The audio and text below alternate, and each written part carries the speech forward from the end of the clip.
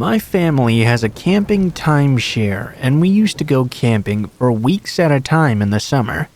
My dad had to work, so he would stay at home Monday through Thursday, and come meet us at the campgrounds Friday through Sunday. The campgrounds had a pool, a miniature golf course, basketball courts. We'd be gone for so long that my mom was comfortable letting us wander since there was only one entrance and exit. When I was around 8 or so, I was small for my age, so I looked around 5 at the time. I met a little boy who was camping with a single dad for a few days. He came to our campsite quite a lot, and knew we were staying for a while too. It was pretty sad when he left, but his dad said they'd come back again sometime soon. A few weeks later, his dad came to the campsite right after my mom had just left to take a shower. He told me his son was coming later that week. He asked me where my parents were, and I told him my dad didn't come until Friday. My mom always took a shower at this time as well. He said goodbye and left right away. The next day, he came by at the exact same time and told me he had just found some kittens and asked if I wanted one. I said yes. He told me he kept them in his tent and I could come back with him to pick one. Now, this guy wasn't a stranger.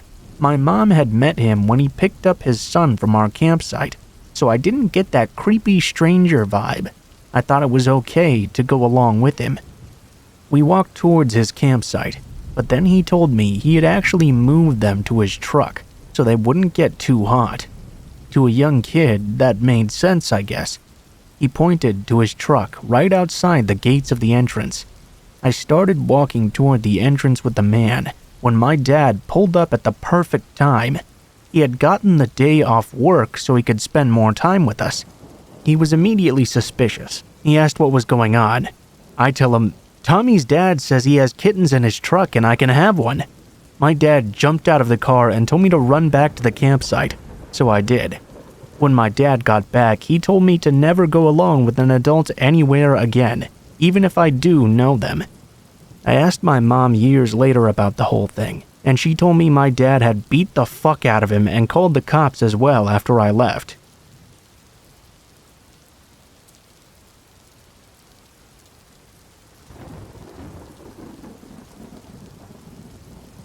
I'm a girl. My mom was a horrible addict. She barely took care of me as a kid. At the time of this incident, I was around 6 or 7, so my awareness and understanding of things happening may not totally make much sense. Also, this happened in the 90s.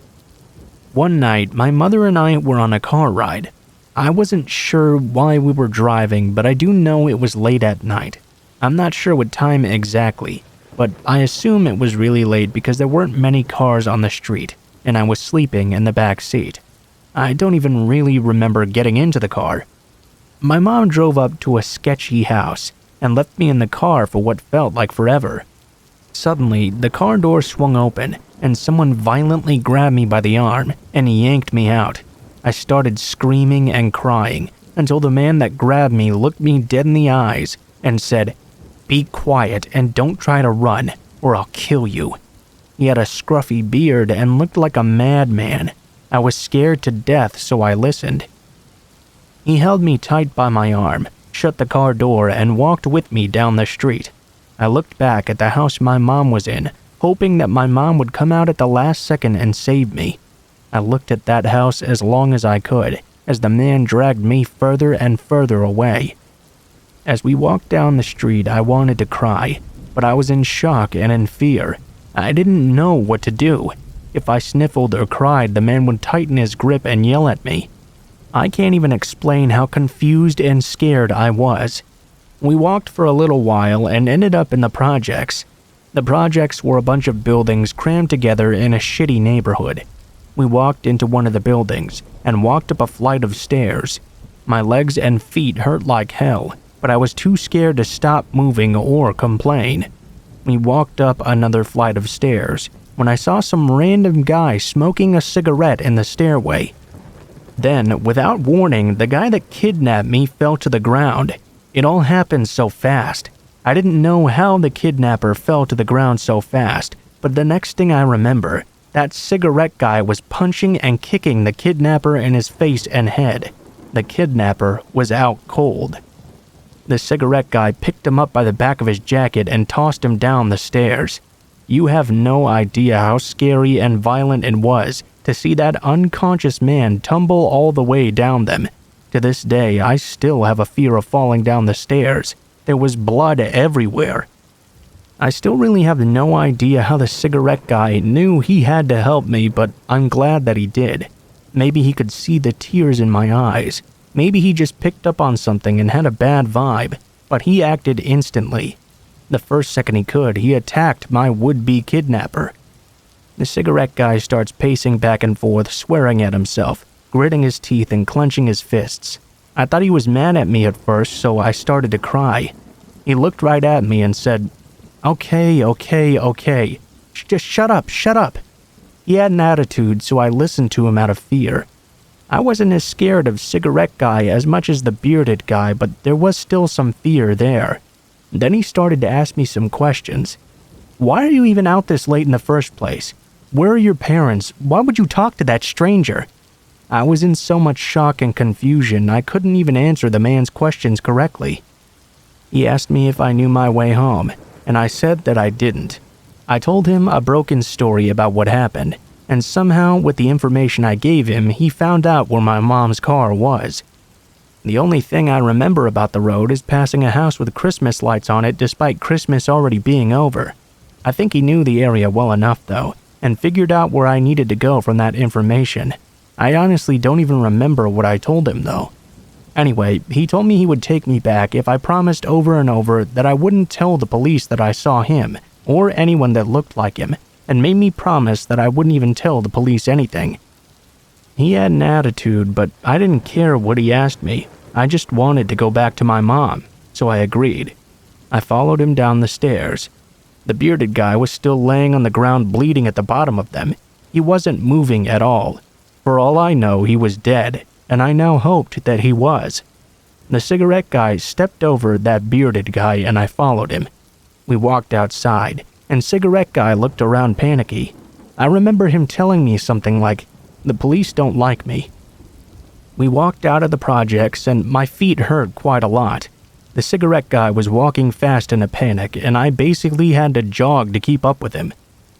I started crying again and he asked me what was wrong. I told him my feet hurt.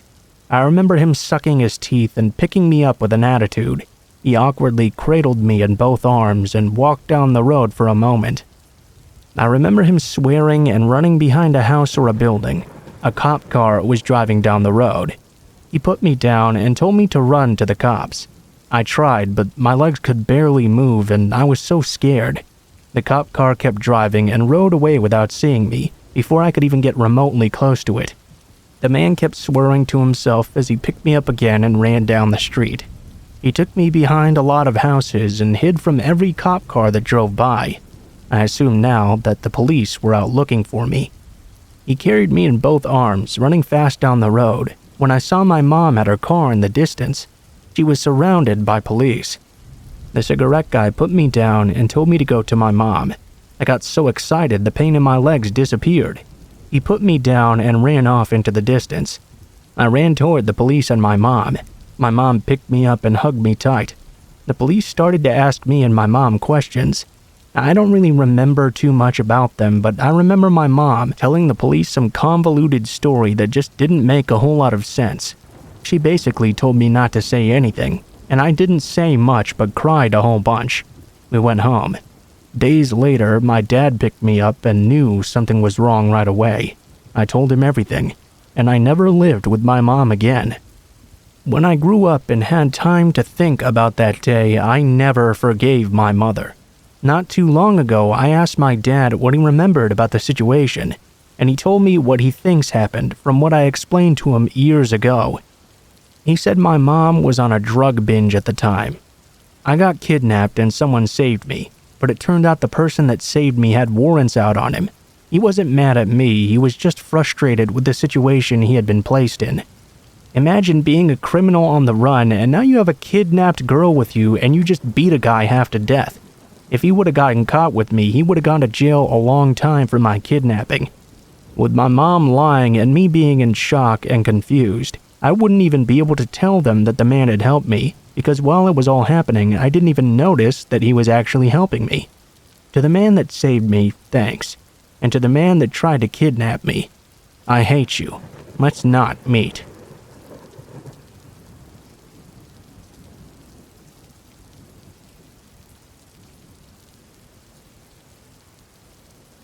Back when I was 17 to 19 years old, I worked at a small bakery. There were less than 15 employees, spread across all the day and night shifts, so we only had a few people working during the day. One of these people was Dave, the delivery driver. Dave immediately gave me an off vibe. He was in his mid-50s and way too friendly to a teenage girl. But the boss straight up told me that yes, he could be annoying, but no one worked harder than he did, so I was to just ignore his antics and work my best. When I signed the paperwork, they never asked me to submit a background check. In hindsight, that should have been red flag number 2.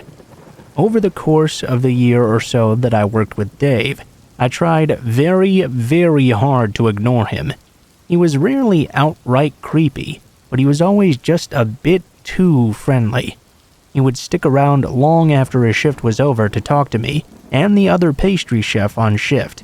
He always wanted to lick the bowl after I made Rice Krispie treats. He would always stand in front of the racks of ingredients or equipment, just enough that sometimes my hand would brush him while I was reaching for something. Always stood just a little bit too close. He was also constantly asking me about my life, what I liked, what I did for fun, if I had a boyfriend. Almost daily, he would tell me how a nice girl like me should have a boyfriend, how maybe a boyfriend would do good for me. I let this slide because sometimes older people can say things that were meant differently in their time. Then, though, came the concert invites. Every other week, it seemed he had concert tickets to one venue or another. Once he figured out the genre of music I liked, it was almost exclusively tickets to bands I desperately wanted to see. But I also knew deep down that I should not go anywhere with this guy. I mean, I don't really like to associate with coworkers outside of work anyway, and I had seen way too many red flags about Dave to trust him for even a second. My birthday came by. He bought me a shirt. It was 2 sizes too small, and he told me to try it on. I said no. He told me to try it on after work and text him a photo. He gave his number and asked for mine. I said no again. He asked the other pastry chef for my number instead. Luckily, she had my back and refused as well. He also brought me 2 tickets to a band I've been dying to see. VIP section, 21 plus only. He said he could get me in, but I had to go with him and him alone. I refused. He told me he could get me booze. I doubled down on my decline. For months and months this continued. I brought it up to one of my bosses, but they just laughed it off as classic old Dave. When he wanted a hug on his birthday or hugged me without consent, that's Dave for you. Offering to get me booze or pot? Oh, Dave, you little scamp. When he pulled up his shirt and showed me his abdominal scar, well, that's just Dave. No respect for boundaries, but a good worker. I seriously considered having one of my big, strong male friends come in under the guise of being my boyfriend, just to placate Dave. I was genuinely repulsed by him, but he hadn't really done anything to classify himself as a predator. Besides asking for my number, he had never tried to harass me outside of work hours. And beside the odd hug or two that I was too shy to refuse, he hadn't gotten super physical. Then one day, Dave was just mysteriously gone. His name disappeared from the employee roster. My boss asked to see me in the office. She informed me that Dave was no longer employed at their business. He had been fired. He had been fired because they found out that Dave was a convicted sex offender. Davey here had 2 counts of rape, and 1 count of kidnapping a minor from the mid-90s, about the time I was born actually. They had never background checked him, and when they contacted a friend in the police department, They found out that Dave had been lying on tons of paperwork, hiding the fact he was a convicted felon and not notifying anyone when he moved. Once they brought this information to the police department's attention, they had a few more charges to tack on. They found out in the first place because apparently he had started stalking and harassing one of the clients he delivered to, showing up at her home when he should not have known where she lived. After his termination, Dave showed up to work one day. He had a weapon on him, but I never found out what he had. They told him to leave or the police would be called. He ended up leaving in handcuffs. I'm so thankful that I wasn't actually there that day. Another little tidbit: the police officer my bosses knew had been in the PD for a while and knew one of the officers who had arrested Dave in the 90s. That abdominal scar of his was from a run-in with the cops when he got injured trying to jump over a fence. That was a few years ago, but I sometimes still think about how badly things could have gotten had I ever decided to go to even one of those concerts with him.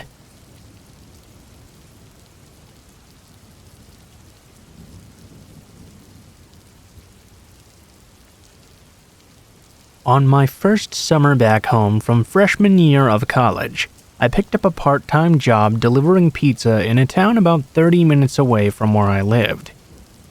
The area in rural Georgia is known for having places that are in the middle of nowhere, and the pizza place's whole shtick was that it delivered to even the most remote areas imaginable, as long as they were within the town limits.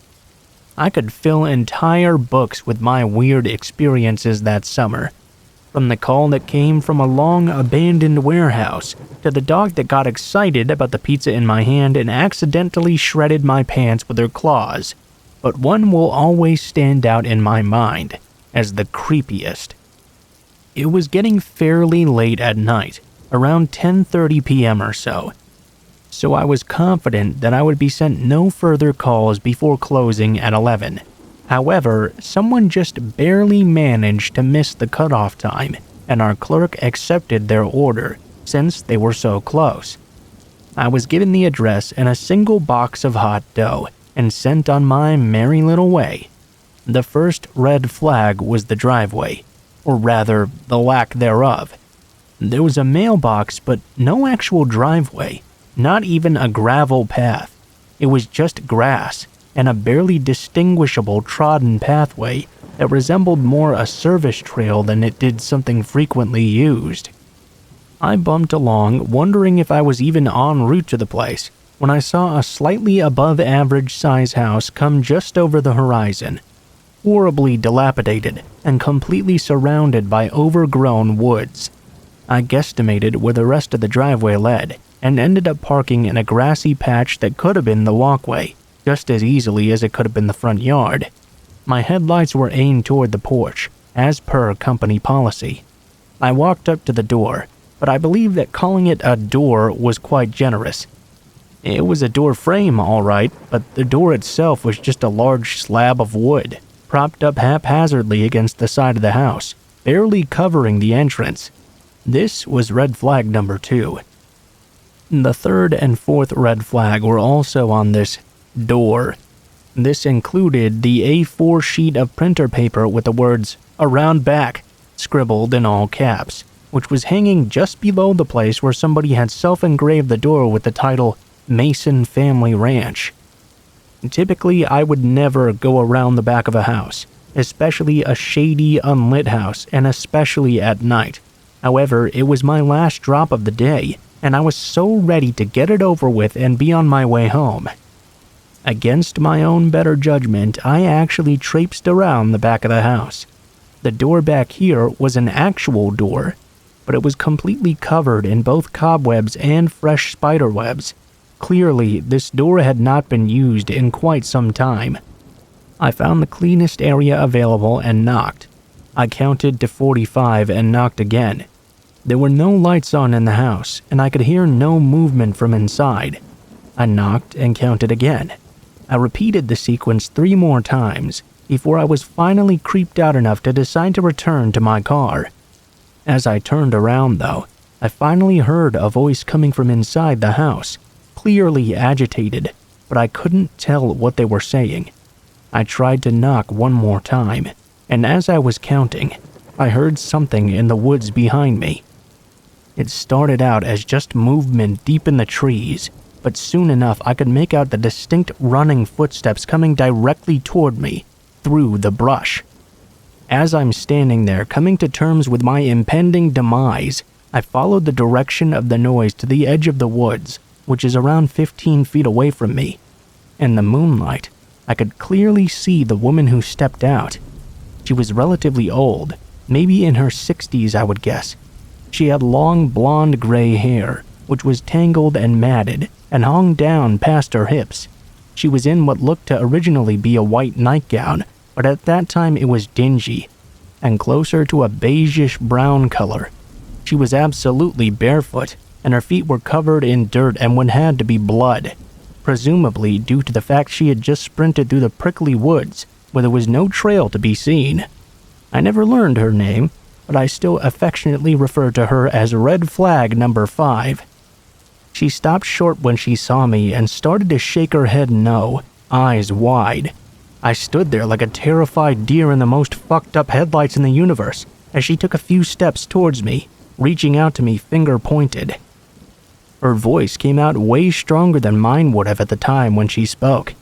You know how southern people can either sound like a loving grandmother or backwoods murderers?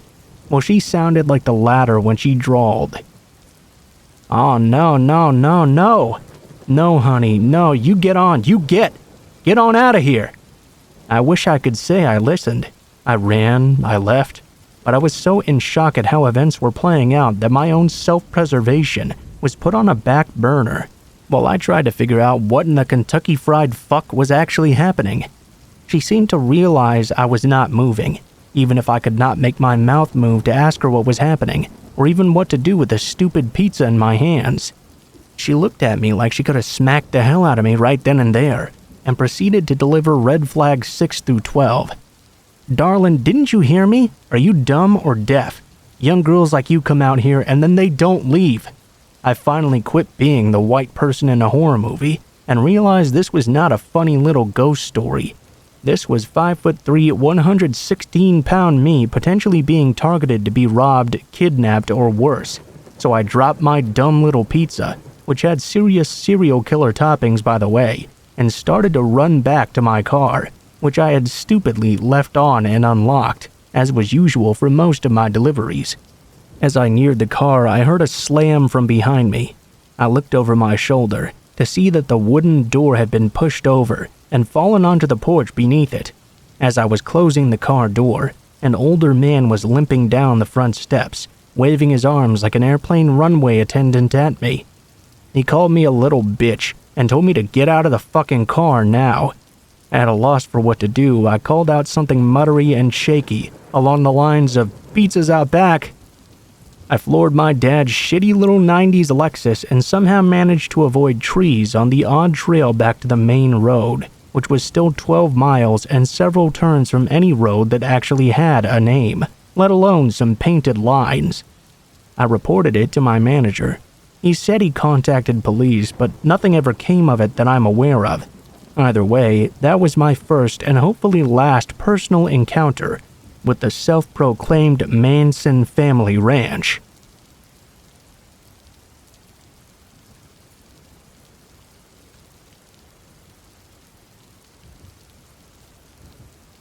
I work at a restaurant and cover many roles, my favorite of which is delivering food, since it allows me a chance to engage people and use my personality to make a few more tips.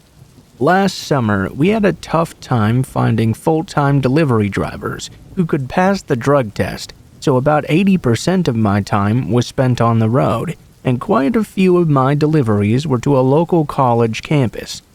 I took an order for a young man who wanted to buy a meal for his girlfriend. He gave me her name and what dorm she resides in, and paid for the pizza with his credit card. The phone call was pretty much a standard delivery request.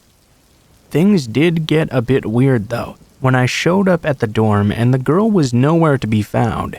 Her RAs said she wasn't in her room, and eventually one of the other girls in the building told me she was still in class. I called the guy's phone number to tell him, and he just blew me off. No big deal though, because he'd already paid for the food.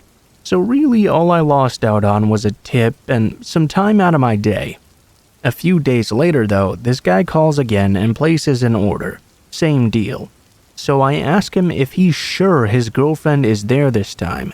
He replies that yes, he is positive that she is in her dorm. So I make the food and drive over to the campus to make the delivery. The girl is not waiting in the lobby like she should be, so I have an RA run up to her room to get her. The girl makes her way down and eventually tells me she did not order anything. I tell her it's no problem because her boyfriend ordered for her, and I read her his name off the credit card receipt. The girl starts losing her shit and having a panic attack. Apparently, she didn't have a boyfriend. The guy in question has been stalking her since high school and had somehow managed to follow her to a completely different state where she wanted to attend college. She had no idea how he found her or figured out where she lived, and she was deeply upset that he now knew exactly when she was in her building and when she wouldn't be. I tried to help calm her down, but an RA saw her freak out and called campus security, who I then had to deal with for the next hour. The guy who ordered the pizza would not answer any of my calls in this time. A week goes by with no more word from the creep, until we finally get a call from him wanting us to deliver more food. This time he asks if one of us would pick up flowers for her as well. I put him on hold and grabbed the general manager, who then informed him we would no longer be accepting any orders he placed. They also said that the police would be notified if he tried to harass anyone using our store again. This was about a year ago, and he hasn't called to place an order since the GM scared him away. However, we would get orders placed through the internet for the girl, with creepy messages for her on them for months. We deleted the orders every time, but that bastard was very persistent. Edit. So at work tonight, my general manager came in to help out during a late night rush, and I asked him for further details about it. He has no clue if the girl was ever able to press charges against him for anything, but someone who used to work for him at another store knows the creeper. I guess the guy ran out of money and had to move back out of state into his parents' house a few months after the whole incident. The reason we started getting those orders placed online instead of over the phone was because he was doing it from out of state and did not have a cell phone. Either way, he was a long way from the girl now. I hope she was able to finish college in relative peace.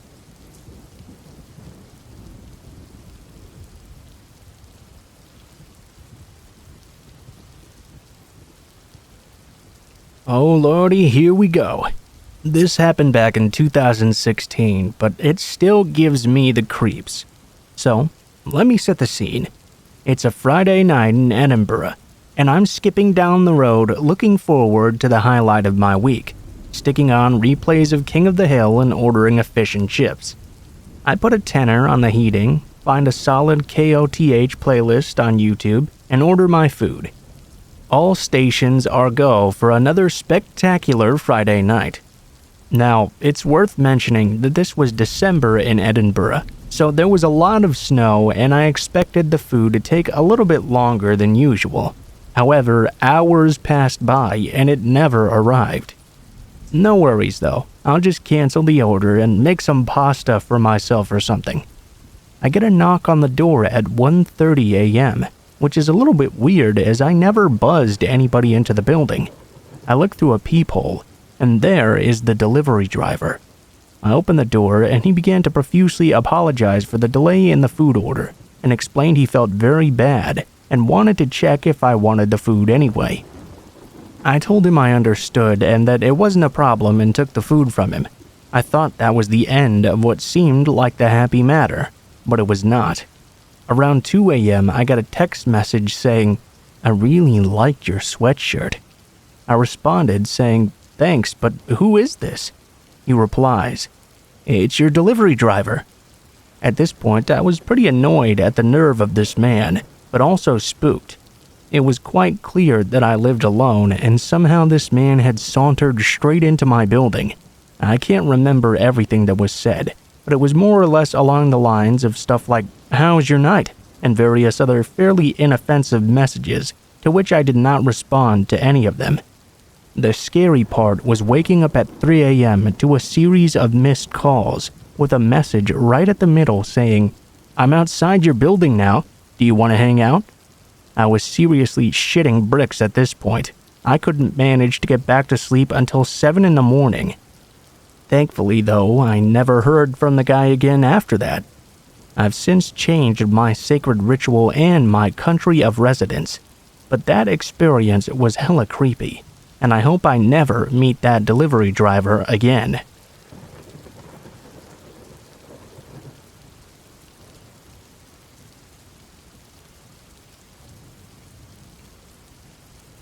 Okay, so I have my own story about this sort of thing. I used to order a lot of pizza. I love pizza. Well, my local pizza place got a new driver who way overstepped the boundaries of what's acceptable. He tried to force his way into my home to share dinner with me, and that was just the start of the general creepy behavior. So I stopped ordering pizza from there altogether. Well, I never really noticed anything else. I have a security system, so I figured all is well. I never really checked it that much. Well, about 2 months after that pizza incident, I hear a scratching at the side of my home. I figure it's just animals. I live outside the city, so there are a lot of animals usually looking for a place to nest. There was also a nice big fresh coating of snow out as well. So I do what I usually do. I let my dog out. He's a huge 120-pound King Shepherd Maremma mix. He just bolts straight out the door. Again, not unlike him when there's an animal outside. But about 15 to 20 seconds later, all of a sudden I hear screaming and swearing, then screaming in pain and terror. I scream for my dog to come back. He does because he's a good boy, and I call the police right away. Well, they did come out and did a search of the outside of the house. What they found is blood. Lots of blood and pry marks at the side of my house. We go through the footage, and sure enough, there was a person who was trying to force the window open. My dog charged at him and tore up his ass and leg pretty bad. When I called my dog back, the man got up and limped off of my property. Well, at the front of my property, the entrance to my drive, I have a camera. It's well hidden. I caught the guy going to his car and his license plate. The cops take it and go to the hospital. There was a lot of blood, so the person would definitely need medical attention. When they found the guy, he said he was just trying to surprise his girlfriend and fell down. Fuck him. I'm a widow and I never plan on dating again for life. They came back to my house to tell me this and showed me a picture of the man. Sure enough, it was that very same pizza guy. They found a roll of duct tape, a camera, and a knife in his car. So always take that shit very seriously.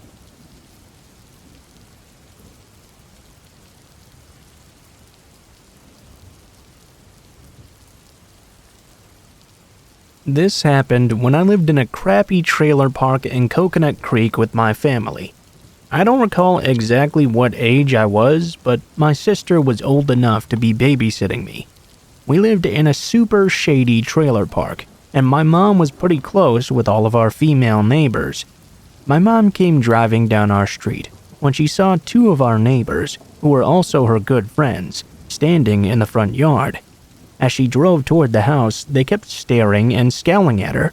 They looked completely disgusted, and my mom had no idea why, so she asked them what was wrong. When she did ask them, at first they didn't tell her anything. One of them had just pointed to a little note that was on our front yard. My mom parked the car and she moved over to pick up the note. It read, "We'll pay well for little girls pissin' shit." There was a phone number under the message, and my mother was rightfully infuriated and downright livid. The 2 neighbors then talked to her about it and explained that the guy that dropped it off was a pizza delivery man. He had the uniform and magnet on his car, and he had stopped at our house specifically in the middle of the day when no one was home. On our street, we tended to all watch over each other, so my neighbor across the street watched him, and then went and read the note. I'm 18 now and living in North Georgia. My parents had never ordered for pizza to be delivered to our door, so the only way he could have known that my sister and I lived there was if he had been driving around and seen us. I don't know what sort of sick fuck would pay for me and my sister's aftermath, but I hope he found some sort of help. And yes, my mother did call the police, and they couldn't do shit about it, but at least she kept her eyes open in the future.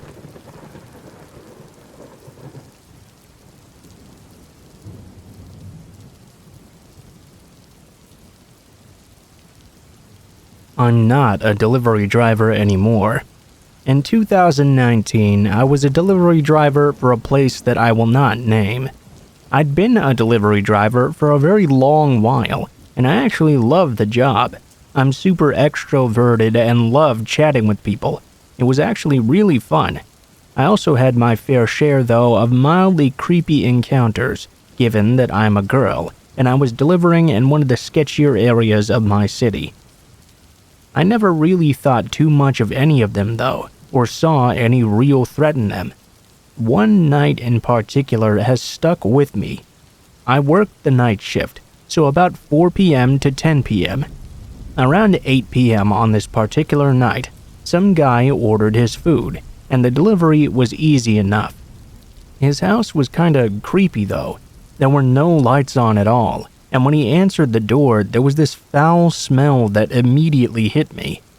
He also did not say a single thing. I said my usual, "There's that for you. Could I get you to fill this out?" The tip thing. He didn't reply at all or even acknowledge me asking him to sign the slip. I didn't think too much of it at the time though and simply headed back to the store. Almost exactly when I arrived back though, another order popped up for the same house. He had ordered the exact same thing too. I was very confused, but still not too worried. I took the delivery and had the exact same experience. No lights on, that same bad smell. He never said a single word. Headed back to the store feeling pretty uncomfortable, but again, I didn't think too much of it. I started to get a bit worried though, when I arrived back only to see another identical order pop up instantly. My manager at the time didn't understand the creepiness of the whole thing and insisted I take it. Despite my reluctance, I did take it to the address. This time, when he opened the door, I told him, "You know, you can order more than one sandwich at a time." It was sort of an attempt at humor. He didn't say anything though and slammed the door in my face. I was thoroughly creeped out and did a sort of sprint back to my car. When I looked back at the house though, I noticed that now a light was on, and I saw someone standing in the window. I couldn't make out any features, but I assumed it was that same guy. In the end, I still don't really know who was standing in the window though, or even why. My manager called me from the store before I was even able to start my car to inform me that another identical delivery had just popped up. At this point, even he started to see the danger of the situation, and he directed me to leave immediately. As soon as the call ended, I saw the man come sprinting up to my car. I couldn't even move for a second because I was so in shock. He was yelling something at me that I couldn't understand. I sped away as fast as possible, given that I was shaking like a leaf at the time. We blacklisted him that night, after he made several attempts after to call the store. I still have no idea what his end game was.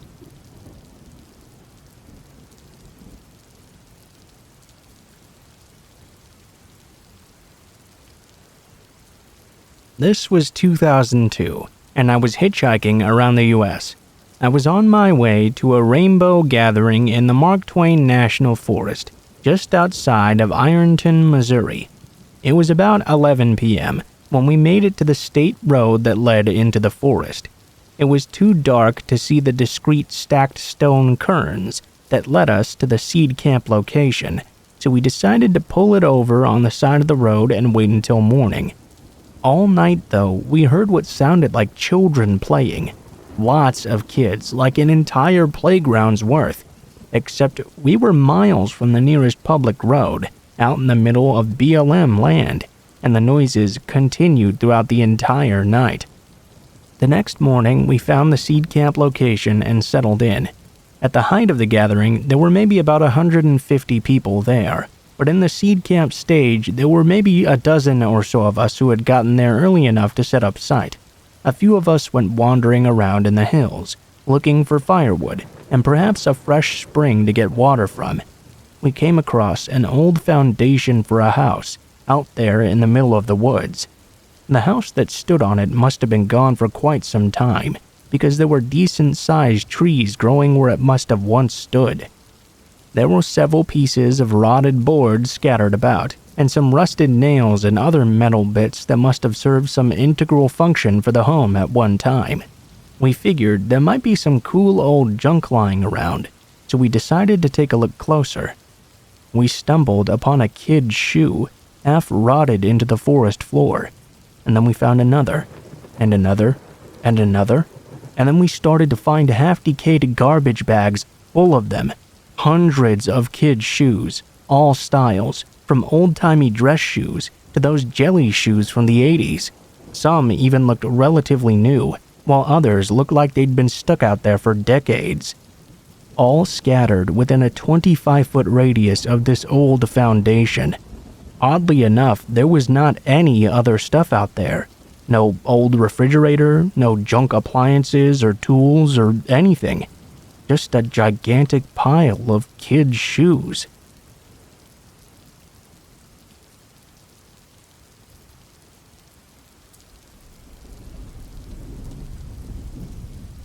A few years ago, I had a series of strange break-ins that started when my apartment complex hired an out-of-town crew to do exterior painting. They were a rough-looking bunch that regularly but mildly catcalled and stared at me when I would leave or come home and have to walk past them. The complex left a note that they would be power washing, then painting the balcony, so everything on it had to be moved inside. I had a cat at the time and lived on the second story, so we would leave the slider partway open so he could come and go, since his box was out on the balcony. It totally spaced my mind that we would have people on our balcony, so I left the slider open. I came home that day before my roommate did, to find a very personal item of mine that was kept in my underwear drawer propped up on the ledge of our fish tank, which was about the first thing you saw when you walked through the front door. There it is, staring at me, in the most unlikely of places. My first thought was that my roommate was playing a really weird and highly inappropriate joke on me. Once that checked out, though, panic starts setting in. I don't notice anything else out of place. There was also cash and a small amount of pot where this item was kept, and both of those things had remained undisturbed. My thought process was, there was no way someone would break in, go through my drawers, and not take anything, but put this toy on display. So I put it away and let it go, until the next day when I came home from work. There's a small two-tiered wooden end table, looked kinda old like from a thrift store, set up outside my door with the following items: a fertility god statue, still burning incense, used but not still burning candles, a bunch of crystals and rocks, and a plant. Immediately, I start going door to door and asking my neighbors if they did it or if they had seen someone setting all this up, but no one saw anything. I then called anyone I knew who might do such a thing as a prank and let them know I'd be calling the police and having the items fingerprinted, so the jig was up. But they all gave me the same response. Not only was it not them, but they reassured me to call the police immediately. I waited in my car for my roommate to get home. He was a Texan that was always packing and was very protective. He was like a brother to me. We go inside and scope things out and wait for the police, who wouldn't be there for about an hour. The first thing I noticed was that there were two small frames along my windowsill that the pictures had been removed from, one of me and my son, and one of me and my best friend. I go to my bedroom. The toy from the previous day was on my bed. At this point, if it were a movie, I'd be yelling at me to get out of there and never return. But strangely, when you're in the situation yourself, it all seems so surreal. I mean, you're in your own house, surrounded by your familiar things. You just kinda don't feel a sense of immediate danger. You keep thinking there has to be some normal explanation. Someone's gonna fess up that they're just messing with you. The cops come, take prints, take one look at the shrine, and tell me I should be very concerned, and maybe even consider moving. My roommate understood, of course, so I made arrangements to move over the next couple days. Nothing in those next couple days happened, except sometime during the evening, after the cop left, but before we could do it ourselves. The shrine was mysteriously taken down, then reappeared the next day while we were at work. It was immediately removed by the roommate before I got home. Moving day, I'm taking apart my bed. I move the mattress, and in between mattresses and box spring, I find a camera, the old school film kind, that didn't belong to me or anyone I knew. I also noticed a couple other picture frames had been taken apart and the pictures removed as well, one of which was a collage of me and my friend. Only the sexier pics of us had been removed. I have the police come back out to take pictures and take the camera for potential evidence. I specifically asked to never be alerted as to what was on the film if developed, unless I absolutely had to be. I never heard back anything from them. No idea what, if anything, was on the film, but it still creeps me out to this day. I have a very light dating history, not to mention I live with a man and am close with my son's big weightlifter father, who comes every couple of days, so honestly, I don't believe it was anyone I know. The cops were pretty certain it was someone on the painting crew, as they had access and it started the day they had been on the balcony. To my knowledge, nothing ever came of it. I was out of there in 2 days and never looked back. My roommate never had anything strange happen again. When I tell the story, it feels like something that happened to a friend or something, or like something in a movie. I feel very numb to it, like it wasn't even real. It was pretty damn creepy though.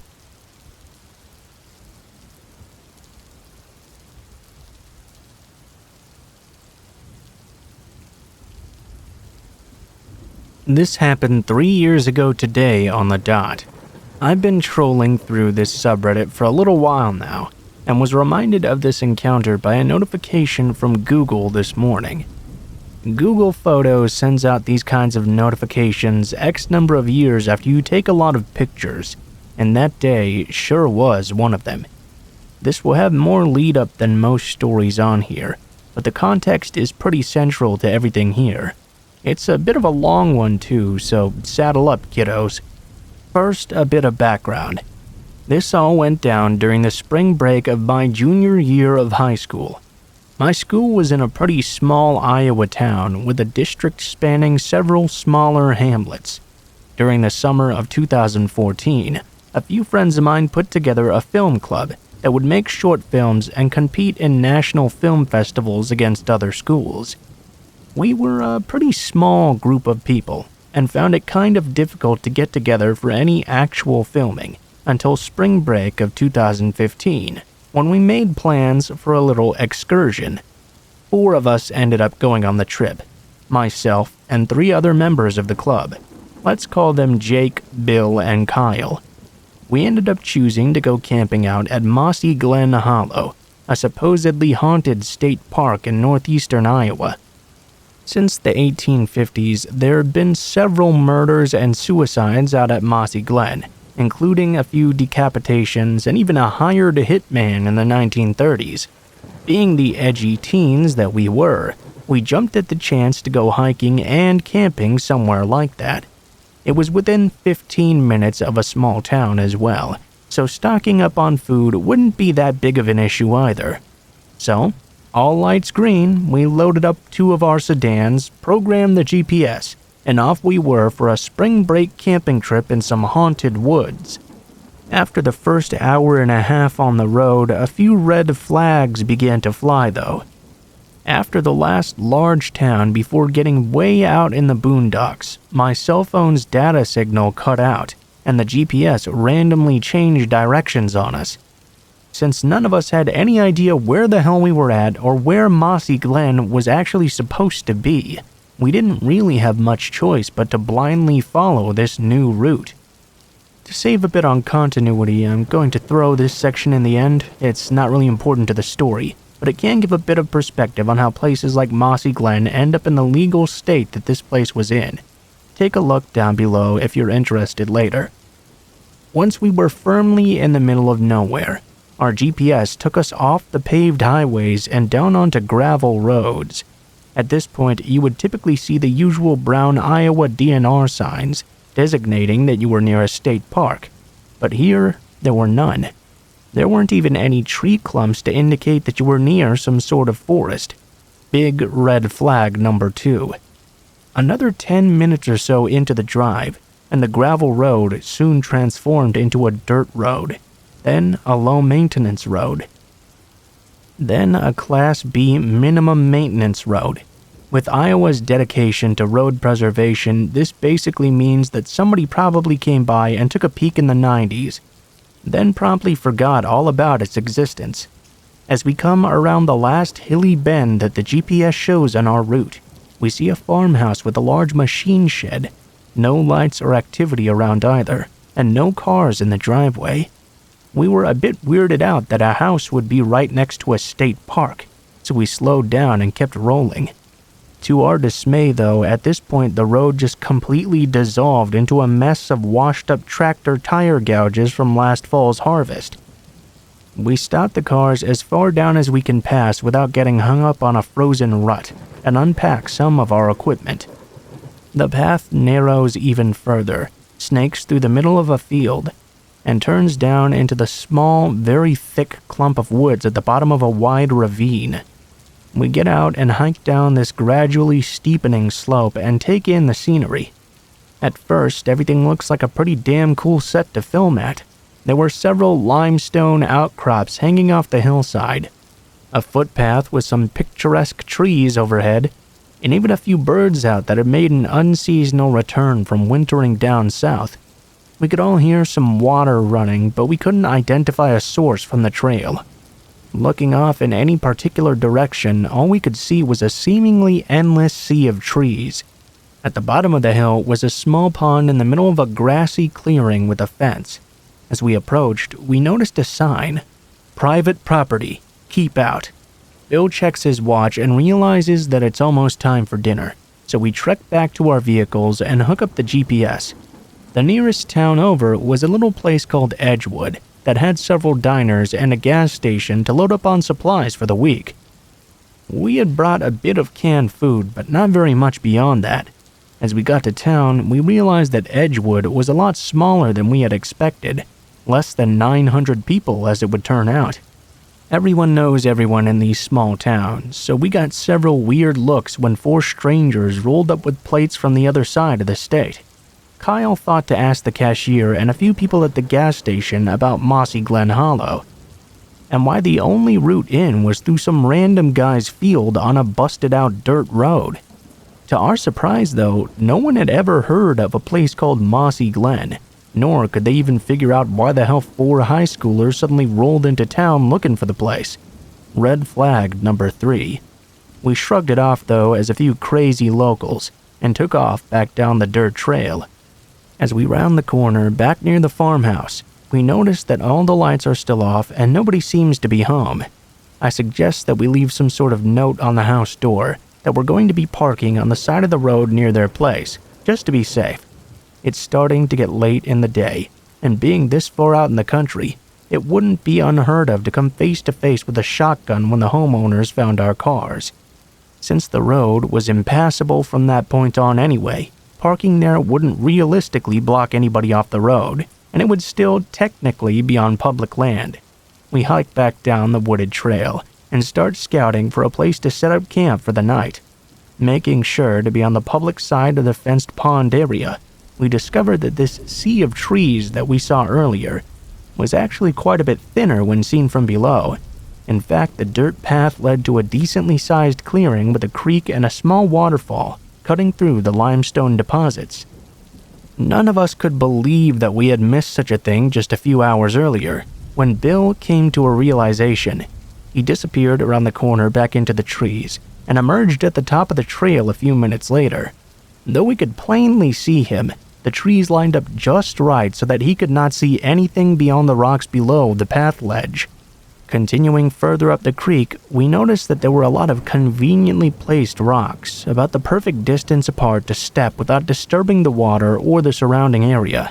One could walk almost silently up and down the creek while the sound of the water masked the steps. Not thinking much of it, we took some pictures of the large moss-covered boulders all around, and got some pretty nice scenic shots as well. We find a place to make camp, and everything is going great, until we approach the waterfall. Just before the waterfall sat a clearing without any large boulders or rocks, and an odd arrangement of logs. One sat horizontal, supported at each end by 2 piles of rocks. In front sat a crude stone circle, with a pile of burnt logs inside. A fire pit, with a bench. Though a bit surprised at first, we shrugged it off as some weekend project that the people up in the house put together. After all, with such a cool place just a short walk from their home, why not? I have a similar fire set up at home as well, so I wasn't too concerned. "Hey, what the hell is this?" Kyle yells from a boulder a few yards ahead. On it sat a blaze orange beanie, a single gardening glove, an empty can of beer, and a stick of deodorant that had seen some serious wear. Looking closer at the beer can, we realized it must have been opened fairly recently. Foam was still fresh at the bottom, and it still had a fumey smell. Bewildered by what the hell we just found, Jake started looking around on the other side of the boulders upstream of the items. "Holy shit, there's a cave over here," he shouts back to us. Later, he told us that the cave was large enough to comfortably fit a person inside, and that more disturbingly, he'd seen a bunch of fabric inside as well. Before he could get a good look around, though, Kyle calls the 3 of us back over to him with a sense of urgency. He very quietly speaks to us and indicates we shouldn't shout back. "Shampoo! There's fucking shampoo here," he whispers, pointing urgently down at his feet. Sure enough, in the mud and leaves, there's a blue bottle of Suave shampoo right next to the creek. At this point, we're all adequately freaked the fuck out and ready to call our little soiree quits. Bill remains pretty sure that this is just junk left behind by the people up at the house after a weekend of a few too many bush lights, but things just didn't add up to me. There's one detail I've been leaving out up to this point. The day before, this part of Iowa got some really heavy rain, which contributed to the mud situation on the road and on the trail. With the combination of wind and rain, the items on the rocks would have shown some signs of being wet, if not displaced entirely. Also, the air was pretty cold, as it was every year around this time, not getting above the mid-40s for the whole week. Then everything started to click with me. Whoever drank the beer and left the shampoo, hat, glove, deodorant, and other things down there must have done so sometime this morning. The fire pit also had fresh char marks on the rocks, and the wood had not been wet for a while, meaning that it must have been lit last night at the earliest. The small cave would have provided enough shelter from the rain to stay dry. With the freezing temps all around throughout the day, whoever was using this shampoo out here must have had little other choice but to do so. If it was the homeowners, they would have had to be serious masochists to bathe in that shallow, freezing creek rather than at home. If it wasn't them, then we likely weren't alone right now. Whoever left these things had left them out in a hurry, and if they were here 4 hours ago, they would have been able to see us off the trail cliff long before we even knew they were down here. Remembering the arrangement of rocks on the stream, they could have even been leaving their camp just as we were coming down that trail. As I processed this, I started to look around at my surroundings and realized that the small area was bordered by thick trees on the trail side, several huge sets of boulders on the pond side, and limestone cliffs everywhere else. Due to the tree, rock, and hill cover, you could light a fire in the pit at night and nobody would ever know. The illusion of being able to see up the dirt trail from camp but not down played in reverse from the cliffs. If you were wearing brown or green, you could easily see down from the rocks on top while blending in completely with the trees above. Coming to all these realizations, I began to notice something else, something more sinister. The birds and small animals that we had previously heard all around were now completely quiet. Aside from the soft babble of the creek, the entire place was now silent. As I start to explain this to the rest of the group, I see the wheels turning in their heads as well. Jake starts to head back to the small cave, when a rustling up on the limestone ridgeline catches our attention.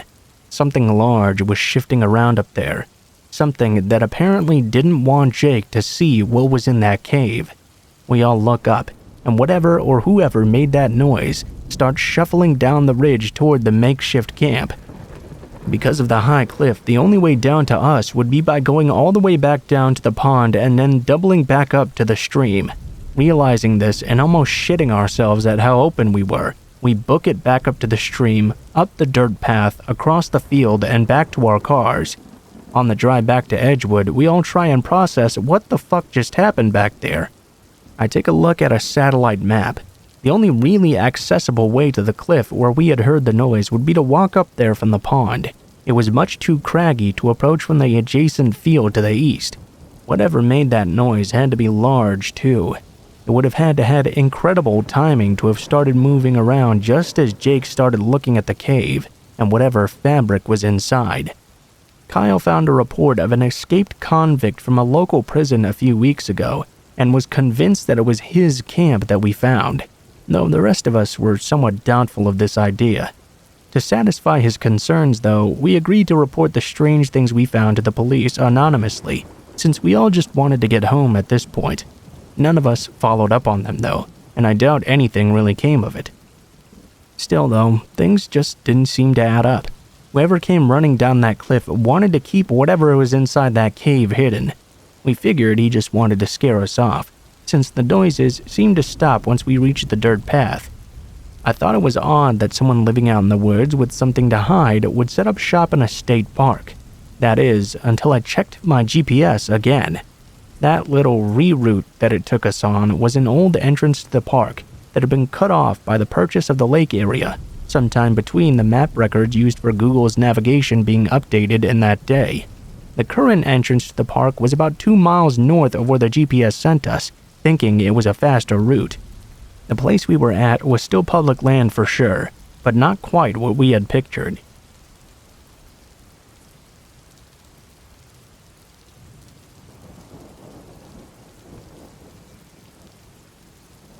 When I was around 6 or so, my parents divorced, and my dad was soon given full custody. My mom was an alcoholic and had racked up quite a few DUIs and such.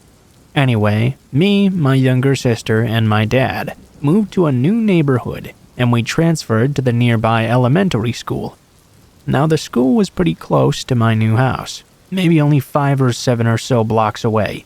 Close enough to walk, but my sister and I, also a girl, were too young to walk alone.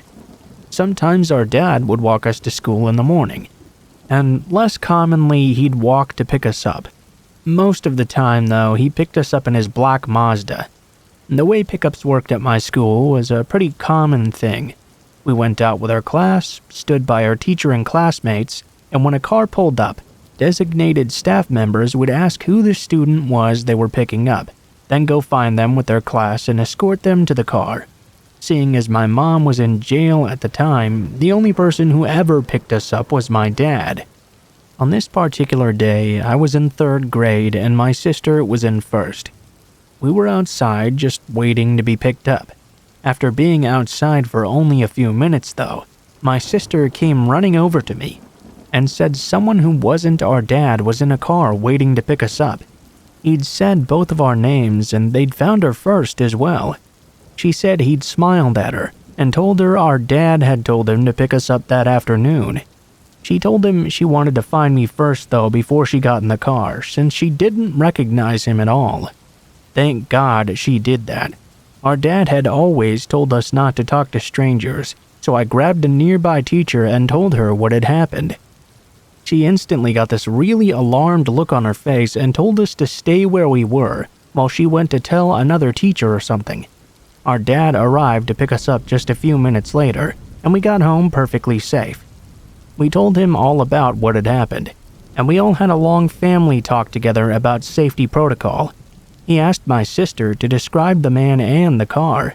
He called the police and gave them the best description he could, although my sister was very young and wasn't very focused on important details like that. A few weeks later, it happened again, but this time he had called specifically for me. My dad had given the school the same info he'd given the police, but presumably the man had multiple vehicles. My sister said he'd been in a red car, while this time he was in a black car that was very similar to my dad's. I had seen the black car from afar and ran up to it, but luckily I caught a glimpse of the face inside before I just opened the door and hopped in. He was middle-aged, really pale with a really angular face. We made eye contact. His mouth was smiling, but his eyes looked really wrong to me. Squinty and filled with anger.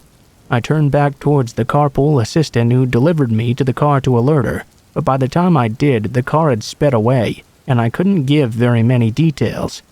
My dad contacted the police again, but without a license plate, they weren't able to do much. The last time I saw him wasn't until months later near the end of the school year. I was walking home with a big group of kids that lived in my neighborhood. He drove by us and slowed the car down to try to talk to us.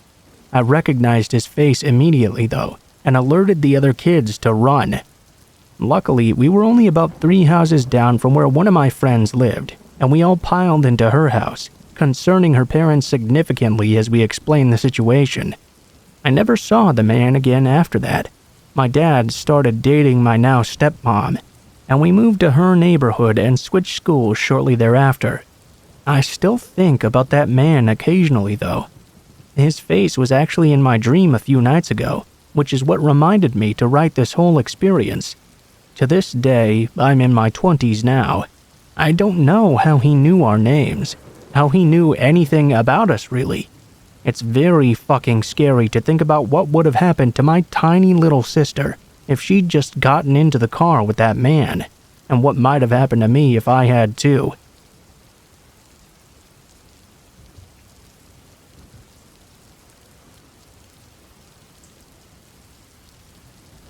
This story is probably one of the most single, terrifying, and exhilarating nights of my life. I was in a car chase. A little background. I'm from an area where there are small towns speckled in between large inner-city populations. The gang violence was so bad when I was in high school that the National Guard had to once come and support the local police force. The other issue was that if you wanted to do anything fun, chances are you had to rub shoulders with some unsavory types, due to all of the movie theaters, bowling alleys, etc., all being located in quite sketchy areas. Around this time, the Rocky reboot movie had just been released, and me and 2 of my friends decided to make the drive to the theater. I was with my best friend John, who was the silent, stoic type.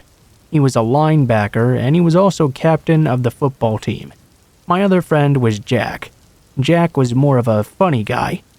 Sometimes, sure, he loved to have fun at others' expense, but it was all mostly harmless jokes. Jack is now a semi-professional baseball pitcher. So, we're leaving the movie theater, and we see this car parked near ours that has been absolutely trashed. Dented, windows broken, dirt shoveled into the driver's seat. A nearby trash can had been dumped on the roof as well. Tires slashed. Someone was seriously pissed off at this guy. A giant 7-Eleven Big Gulp cup was standing upright on the roof. "Think I can knock that cup off?" Jack said, holding a rock. We were about 90 feet away, so it would have been quite impressive. We tell Jack, "No fucking way, let's just go." Me and John start walking and get into the car. All of a sudden, Jack comes running up to us. So we need to go right now." Jack threw the rock like we had told him not to. Not sure if he had hit the cup, but he had definitely picked the most inopportune time to do so. "Yo, what the fuck?" We hear shouting and commotion coming from the theater. Looks like we just found the owner of that car. We now realized that we had no proof we weren't the ones who did this, and the neighborhood we were in was very shoot first and ask questions later. I started the car up and drove off in a hurry. Jack was laughing his ass off the entire time. "That guy can't catch us, his car is trashed." What we didn't account for, though, was that the guy was not alone. 5 minutes down the road, I get high beams flashing in my rear view mirror. I decide to turn down a side road next to a gas station. The car behind me cuts through and comes out just in front of me. He stops and puts it in park. The car behind me also stops, and I see the doors opening up. I'm completely shitting myself. My car is about to get shot up. We were going to die right there. My friends are all yelling, but I couldn't hear them at all. There's something about how me and John could easily fight 2 people each and Jack could help somehow. Fuck that. They probably had guns. They might even have had knives as well. We had a watch and an ice scraper, and some leftover milk duds. I catch a glimmer of silver near the driver's hand, and my heart stops. Nothing can really prepare you for that. I don't know what the guy had in his hand, but I was certain it wasn't anything I would like. Pure adrenaline kicked in and I jammed my foot on the accelerator. I managed to sneak around the first car and cut back through the gas station. I blew a red light, and it was off to the races. We could see the cars not far behind us. Jack was nervously calling his friends to see if we can pull up to a party and gain a numbers advantage. John was in the passenger seat, calmly removing his jewelry and stashing his keys, wallet, and cell phone in my glove box. "Just pull over, man, we got this." I looked at him like he was nuts. He wrapped a chain around his fist. I was debating on whether I should just drive to a police station or try and intentionally get pulled over by a cop. We catch a good light, and the cars get stuck at a red light behind traffic. I took that opportunity to turn onto a larger road and try to lose them. I did 95 for about 3 minutes, and Jack reported from the back that he could no longer see them. I stupidly slowed down, but there was no way to get off the road. The next exit was a mile away, and Jack starts freaking out.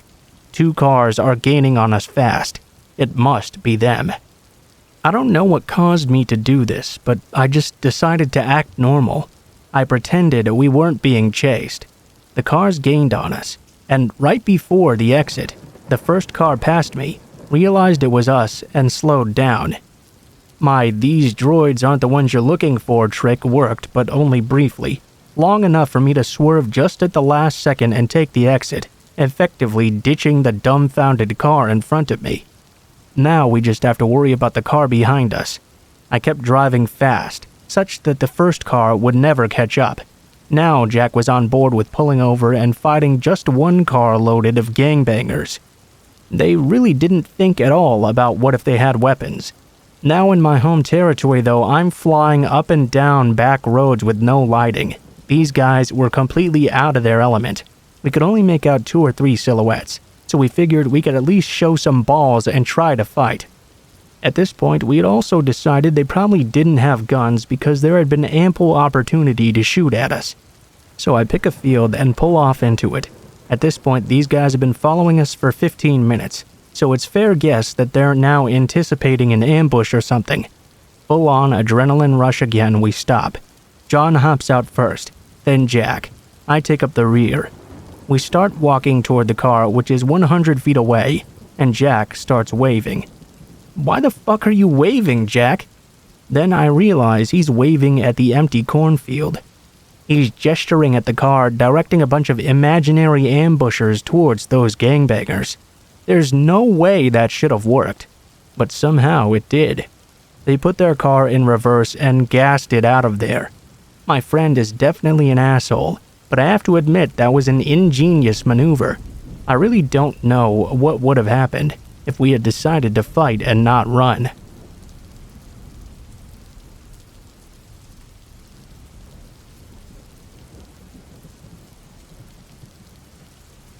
This story happened around 4 years ago.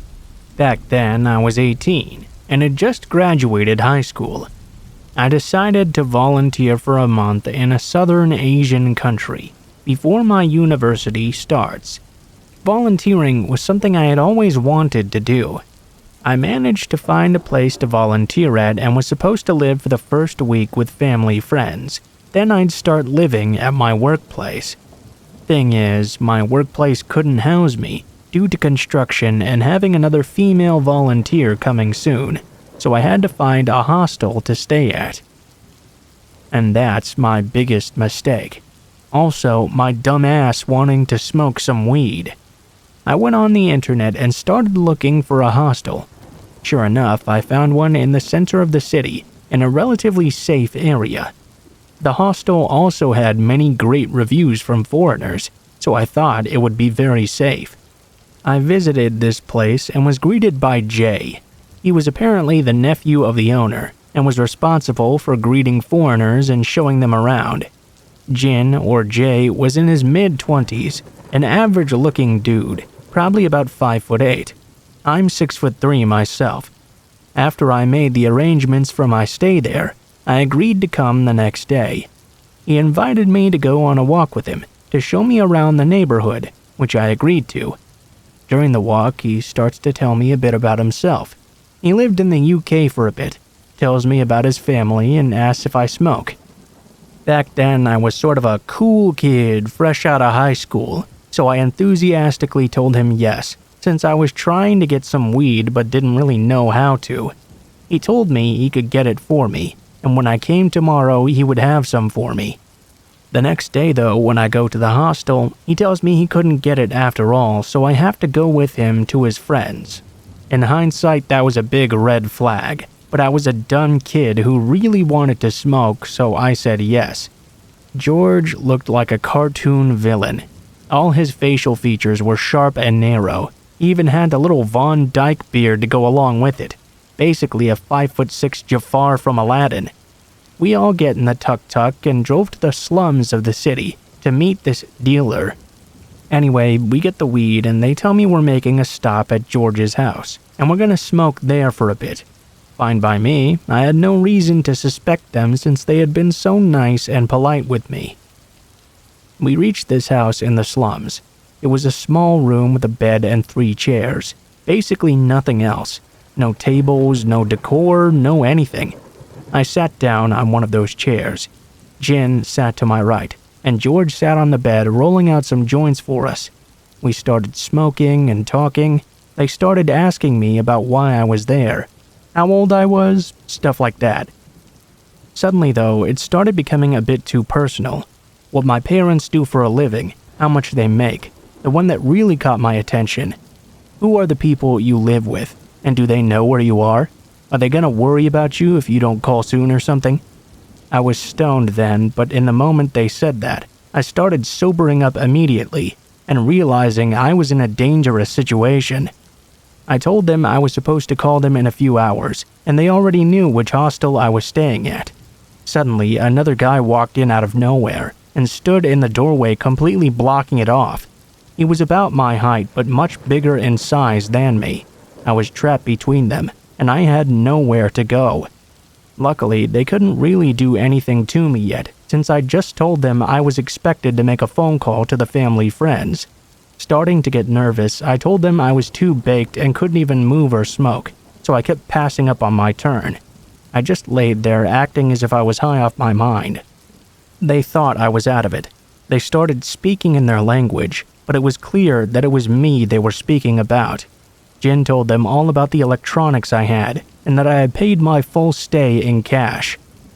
Now George, God bless his soul, thought I wasn't aware of my surroundings, so in perfect English, which Jin had told me before he didn't even speak, started mocking me. He kept saying nice phone and asking me if I knew how to swim. I just looked at him and smiled and told them it was time to go because I was tired. We walked out, and I told them I needed to go to the market real fast. I asked if they needed anything. They kept telling me they'd just get me whatever I wanted themselves, but I insisted I wanted to go, and that perhaps they could just send one of them with me instead. They sent the big guy, of course. Now the market was across the street from a bus station, and the buses don't stop there. They just slow down and you hop in and hop out. So now was my chance. I waited until I saw a bus approaching. I sprinted like my life depended on it, which it likely did, and hopped in. They were screaming at me to come back, and started sprinting after the bus. The moment the bus reached the neighborhood of the family friends, I just hopped out, and walked around. I had another let's not meet encounter there, but that's a story for another time. I walked around until morning came. That morning, I went to work and told them someone had tried to kidnap me. minus all the weird smoking parts and stuff. They escorted me to the hostel where I took my belongings, and work allowed me to stay with them after that. When I told my family friends about what happened, they told me it's apparently a common scam here, and they were planning on stealing my belongings and dumping me in the river when we left the house. That's why they asked if I knew how to swim, and if someone would be expecting me.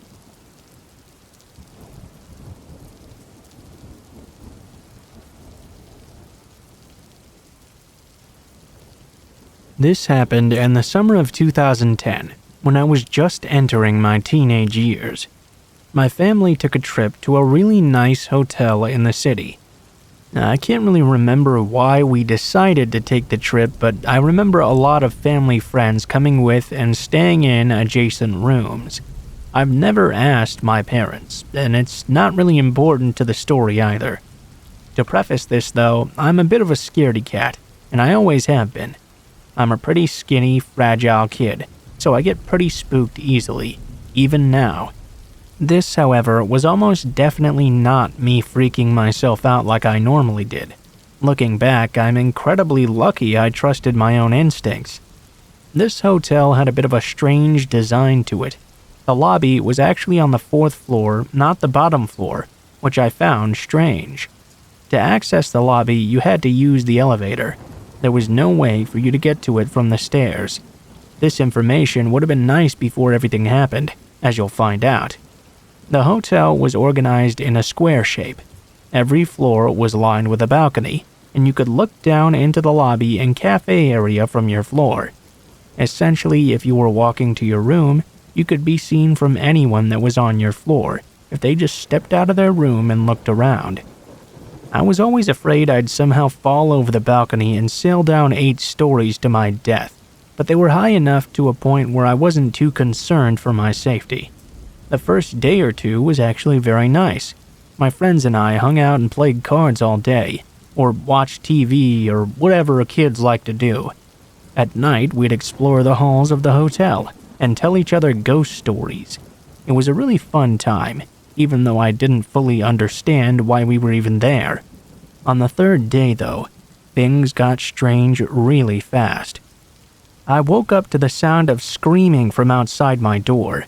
Now, because of the hotel's design which I mentioned, sounds from the lobby would echo all the way up to the top of the building, so when I walked outside to investigate, I immediately looked over the balcony to see what the commotion was about. I saw a girl laying on the ground, eggs and milk splattered everywhere around her. People were rushing to help her, and I heard a couple people telling each other to call 911. It seemed like the girl was unconscious. Maybe she'd passed out or something. I scanned the lobby and saw that my family and a couple of friends were in the lobby getting breakfast, all staring at the event in front of them. I decided I'd rush down to meet them to find out exactly what happened. The elevator was on the opposite side of my floor, so I took the stairwell located right next to my room. We were on the 7th or 8th floor, so I knew I only had to take about 4 flights down.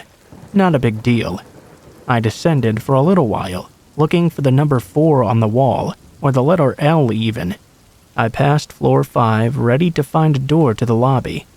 I took about 2 more flights down before realizing there hadn't been a door for the 4th floor, nor had there been a door for the 3rd or 2nd. Now at this point I probably should have turned back, but I continued down, because I was tired and didn't want to go all the way back up.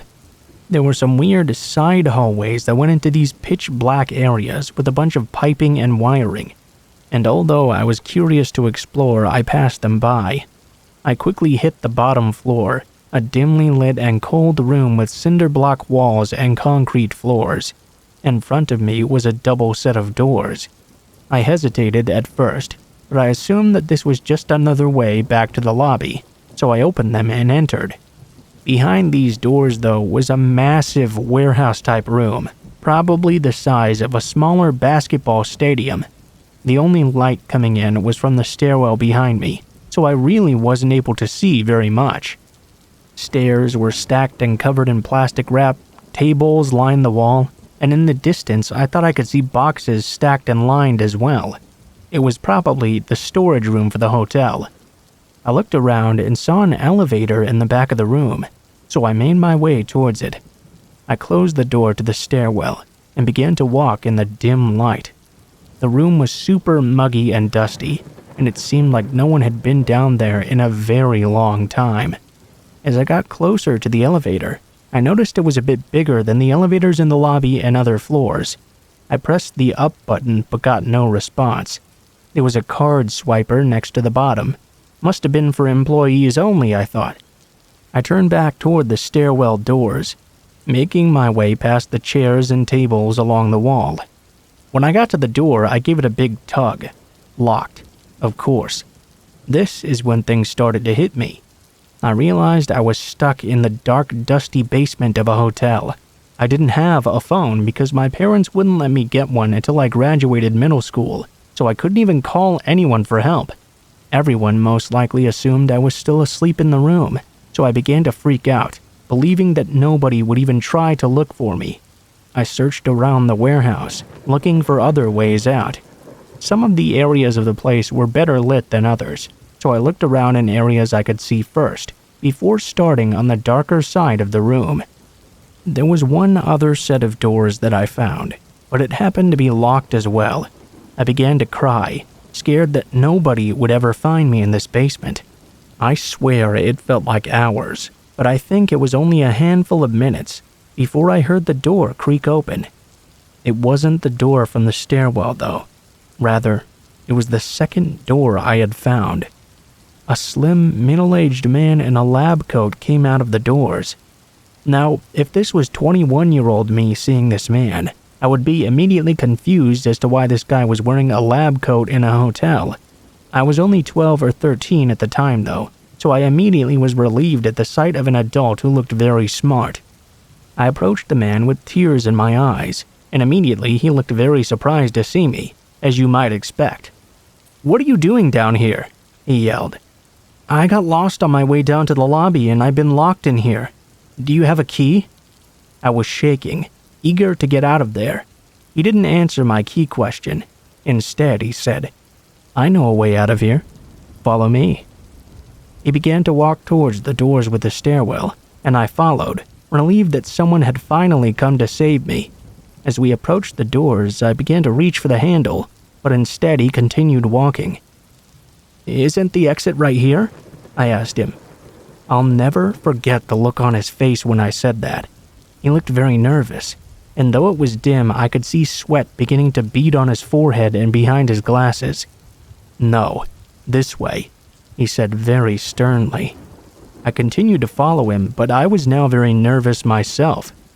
We had passed the door to the stairs and were now headed toward a darker side of the basement, away from the elevators. He looked like he had no clue where he was leading me, and he kept checking around him, almost as if taking in the surroundings for the very first time.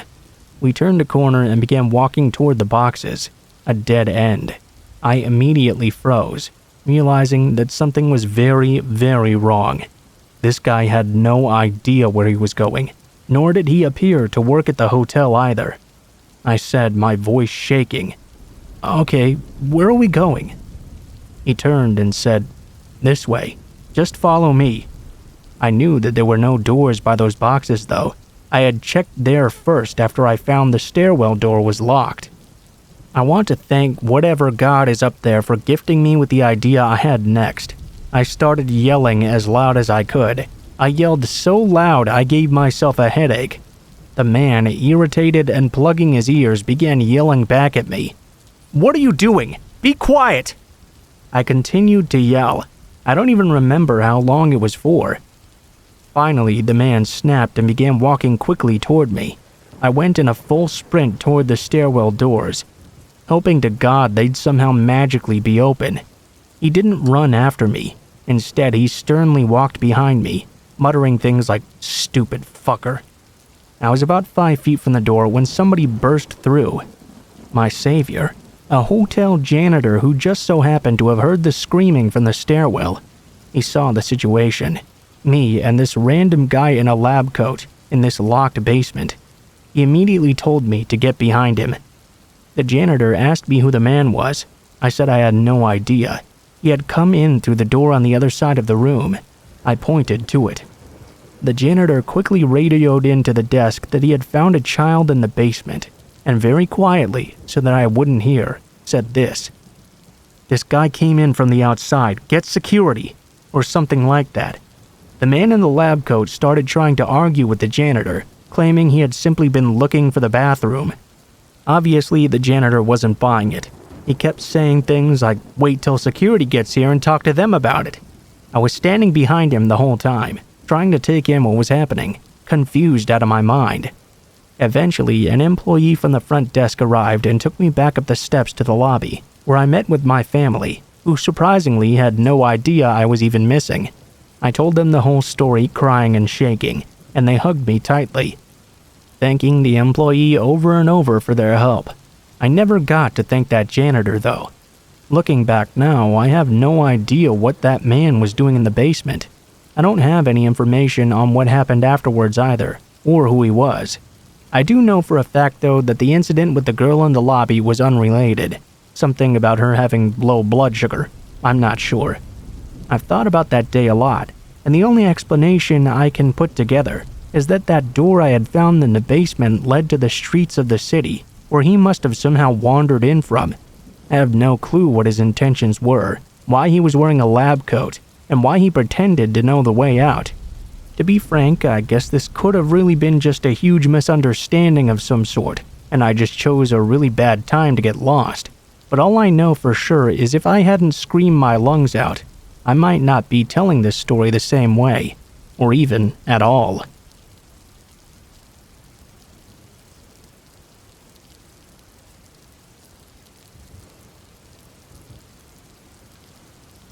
I live in a pretty small town in Ohio Amish country.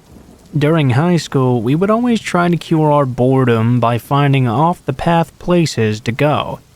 One night we had watched the original Texas Chainsaw Massacre and figured it would be a great idea to go find an abandoned house my buddy knew about.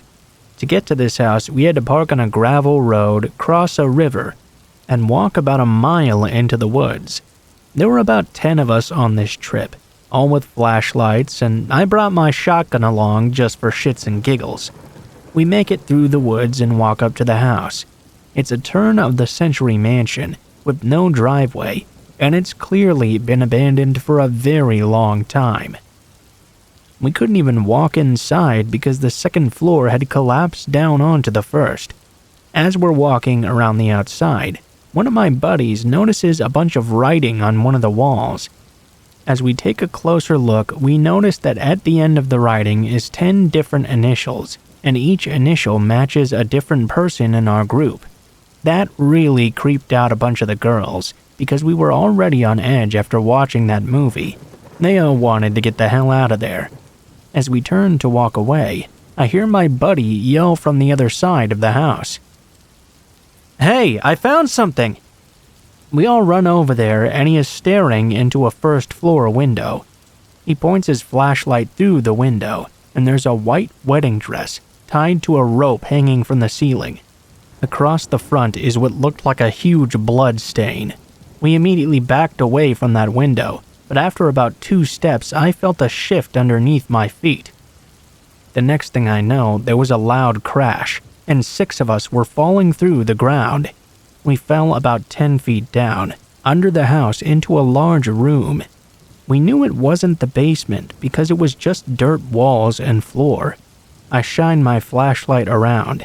It honestly looked just like a room from Texas Chainsaw. Old ropes, chains, rusty hooks, saws. All sorts of crap was neatly placed on tables, and hooks were along the walls. I never took a second look before my buddy was screaming and yelling for us to get the fuck out of there and reaching down the hole to pull us out one by one. Everyone got out alright except for one guy who landed awkwardly when we all fell and had hurt his ankle pretty bad. 2 guys carried him through the woods and to the car, while everyone else stayed in a tight grouping as we walked back. I had my shotgun with me, so I took up the rear, walking backwards the entire way out. The safety was off, and I had never been more ready to shoot anything that walked up. The next day, a couple of us went back while it was light out. As we pulled down the gravel road, we noticed 3 cop cars on the side. We pulled up next to them and asked what was going on. Apparently, somebody had heard us screaming the night before and called the cops. When the cops got back in the woods, they investigated the house. As it turns out, it had been a meth lab, and there was apparently a murder scene. I never heard too much more after that, and I don't think they actually found the people who were using it for drugs. I still get freaked out sometimes when I think back on if we had stumbled onto the house while the drug guys were still there.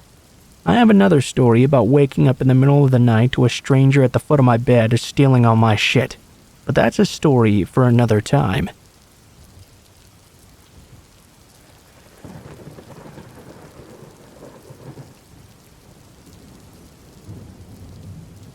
Okay, so this happened in 2016 when I was a 17-year-old first-year college student in film school.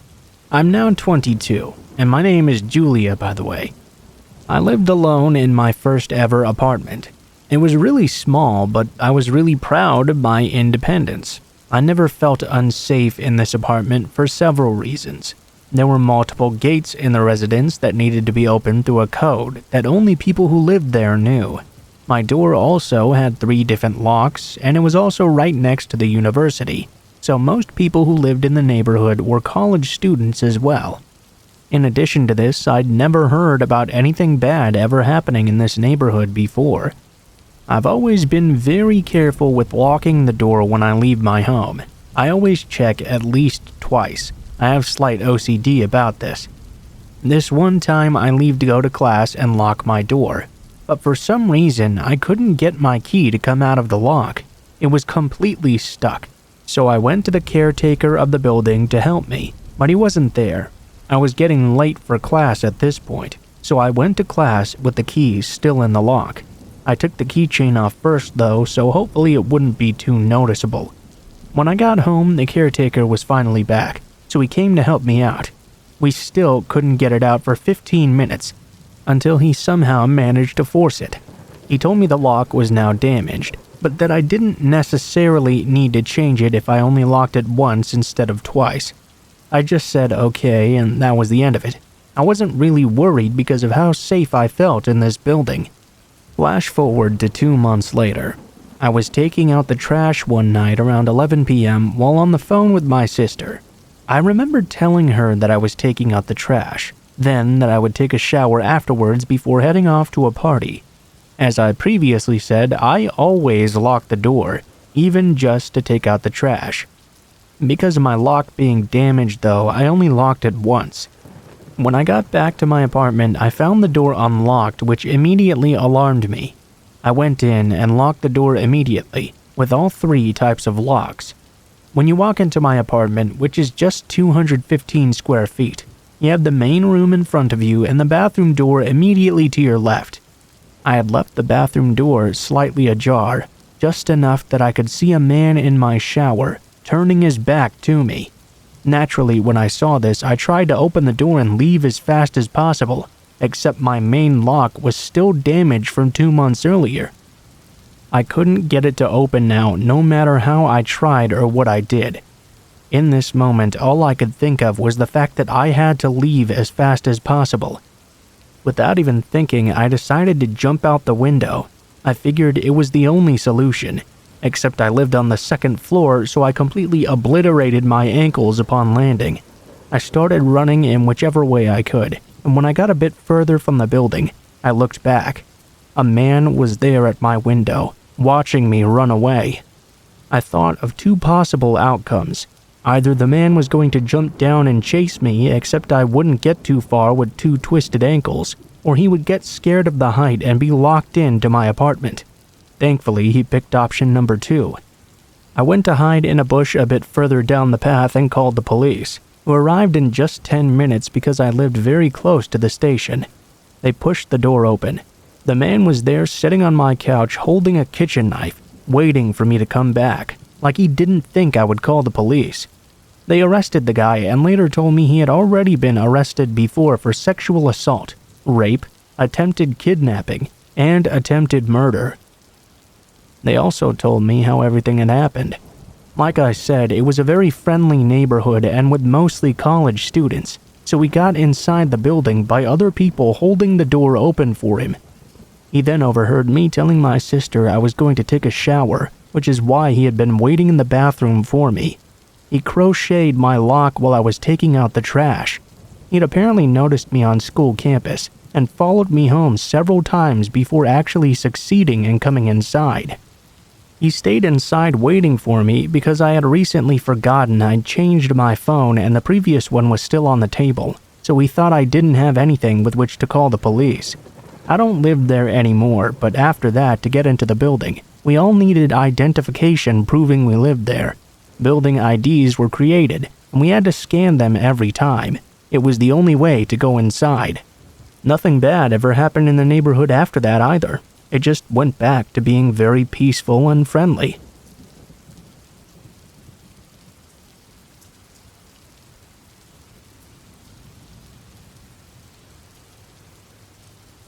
My dad worked at a beachside bar and grill when I was little. In addition to being a chef, he ran and DJ'd the bike and car shows for the restaurant as well. The car shows were usually on Wednesdays, and the bike nights were on Friday. A small detail, but important to the story. The car shows were on a school night, so I was very rarely allowed to go, but my father would often bring me to the bike nights. By all accounts, I was an adorable and pretty mellow kid, and the bikers absolutely loved me. And yes, you might say that this was no environment for a little girl, but I learned a lot about loyalty and friendship from being around bikers. My dad even told me that some of them would call into the restaurant just to ask if I would be there that week, and they'd often bring me stuffed animals and candy as well. My favorite of the bikers was a man that I affectionately called Uncle Teddy. He was a friend of my parents and an absolute mountain of a man, around 6'8" and 400 pounds easily. He was an ex-Marine who loved his Harley and his cigars, and every week for 5 years he would bring me a Butterfinger and a Beanie Baby. I was 6 years old on the night this happened in 2003. My father had brought me to the bike show as he normally did, but I couldn't keep my eyes open past 8 p.m. The show didn't end until 10, so my dad had gotten into the habit of putting an air mattress in the back of the restaurant. He and Teddy would check on me every 15 minutes or so. I was asleep when I was awoken by a hand on my shoulder. It was a man I'd seen around sometimes before. He wasn't dressed in biker gear though. He was wearing a short-sleeved plaid shirt and jeans, and looked very greasy, although not particularly scary. He smiled at me and told me his name was Sean, that he was a friend of my dad's, and my dad had asked him to drive me home. My parents had tried to ingrain stranger danger deeply into me, and they told me 1,000 times to never talk to anyone I didn't know. But this man knew mine and my dad's name, as well as the personal nickname everyone called me, so I totally bought it. I got up, grabbed the flamingo Beanie Baby Uncle Teddy had given me, and started to walk toward the parking lot. Sean didn't have a bike. He had a very old 4-door sedan. He opened the back door for me and I climbed inside. You know how in senior citizens' homes they often have plastic-wrapped couches or chairs? That's what the back seat of his car was like, totally covered in plastic. I think now that it was probably there so there would be no trace of DNA left behind. Sean started to drive away, and to this day I can't believe how lucky I got. He had parked the car behind the restaurant in a way that wasn't immediately visible to the bike show, but as we pulled away, I saw Teddy heading through the door, presumably to check on me. He just happened to look up at that exact moment, probably to acknowledge the car, when I smiled at him. Uncle Teddy didn't waste a single moment. He didn't even stop to tell my dad what was going on. He jumped on his bike and was on that car's ass before we had even totally cleared the avenue that led out of the parking lot. The avenue that you had to take to get to the restaurant was long, about 1.5 miles. Then you had to go down another long road before you made it to the highway. Sean saw Teddy approaching in his rear view and attempted to speed up, but he must have realized it was futile. He'd been seen already, and Teddy had his license plate and a good description. Sean stopped the car, turned around, and told me very calmly to get out. I was scared by this point. I didn't waste a moment climbing out and running to Teddy. Sean burnt rubber driving away, and Teddy held me for a moment before putting me on the back of his bike and taking me to my dad. By the time we got back, the cops had already been called and were surrounding the place. A lot of the show had emptied out. My dad was sobbing and screaming on the sidewalk outside the restaurant. I'll never forget that moment. I ran right up to him and hugged him as tightly as I could, and then the rest is all sort of a blur. I talked to the cops, I talked to my dad, I even went down to the station and spoke to a sketch artist. I didn't get home until around 2 a.m. Teddy never left my side. An APB was put out on the vehicle, which had been reported as stolen. The sketch circulated around the local news stations, but it never turned up anything concrete. At one point, I was asked to take a look at a lineup, but none of them were him either. Fast forward about 8 years. I was 14, and my dad decided I was finally old enough to know what had happened. Sean had been spotted lurking around the bike show a few times before that night, and was a customer at the restaurant fairly regularly. He knew my nickname because he had been watching me for over a month. He knew my schedule as well, and consequently how often Teddy and my dad checked in on me. When his evil plan was botched, Teddy brought me back to the show. Everyone then left. I assumed it was because of the police investigating a crime scene, but I was wrong. They were all out looking for Sean. Teddy told them the make and model of the car with the description of Sean, and one of the guys thought he sounded like a guy that frequented one of the biker bars downtown. I remember my dad paused for a long time, and I asked him what happened after that. "They found him," he said.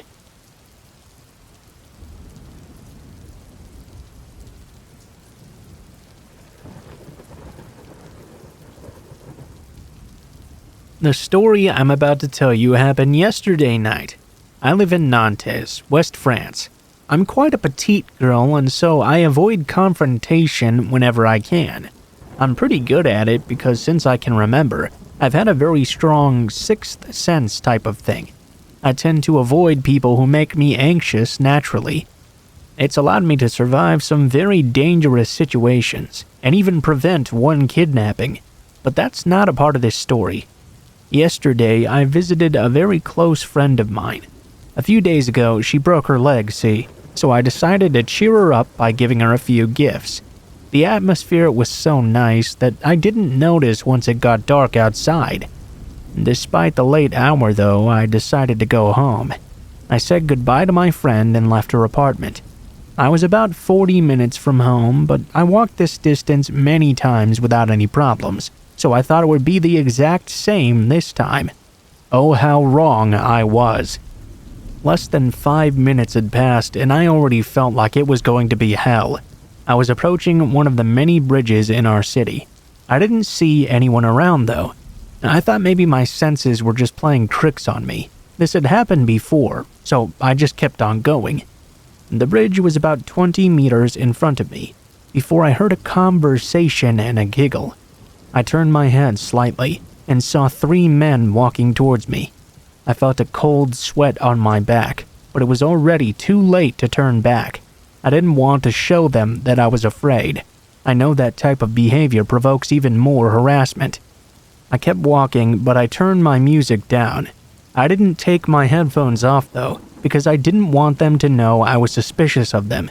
I could hear their footsteps behind my back. They were saying something, but I couldn't tell what it was. They were speaking in a different language. I was already on the bridge when they caught up to me. As I said, I'm a very petite girl. They were over 180 centimeters tall. They surrounded me. I had no chance but to go ahead. A shudder ran through my body. I didn't know what they wanted or what they were saying, but I could tell it was nothing good and that I was in danger. They kept talking to me as well. They leaned over me and whispered something into my ears, and they laughed. That sound will haunt me for the rest of my life. At one point, they noticed I was doing my best to ignore them, and so the worst began. They started making these animal noises. It may sound strange and maybe even funny to some of you at home, but it was very terrifying to me. They howled, growled, whistled, and kissed the air loudly, and they got in real close to my face. I was desperate, but where would I go? I was trapped on the bridge. I would definitely kill myself if I jumped into the water, or at the very least break both of my legs if I got lucky. Those 2 minutes to cross the bridge felt like an eternity to me. When we got to the end of it, I was sweaty and close to tears. I thought I was going to throw up. I was shaking, which seemed to amuse them even more. Then a miracle happened. Someone called out my name very loud. I looked up and saw someone approaching us. He was a very tall man, several years older than me, but I didn't know who he was.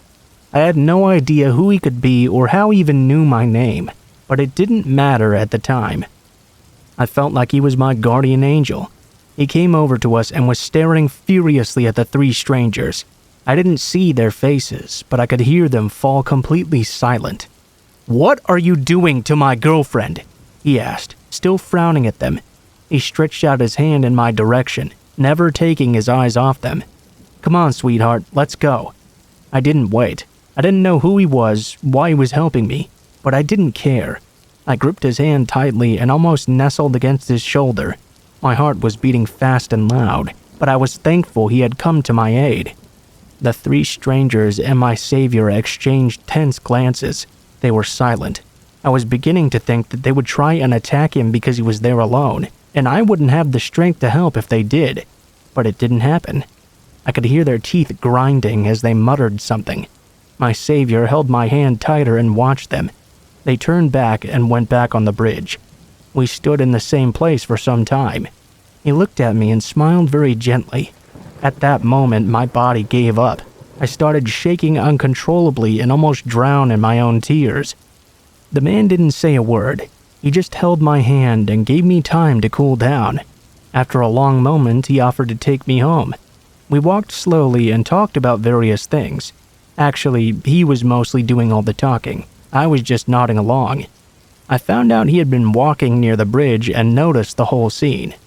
He didn't know what was going on, but he decided to react and help me if it turned out his assumptions were correct. I asked him how he knew me and how he knew my name. He looked very surprised and smiled. He said he didn't. He used this name because it's one of the most popular in our country. When we got home, I was still shaky but very happy. I offered him something to drink, but he kindly declined, and we said goodbye. I can't believe how lucky I was yesterday. If I hadn't met him, I don't know if I could be writing about it today. So Luke, thank you. Thank you very much for saving me. I hope to meet you again one day. As to the 3 strangers, I reported to the police what happened about me. They were very helpful, but I still feel uneasy thinking about it.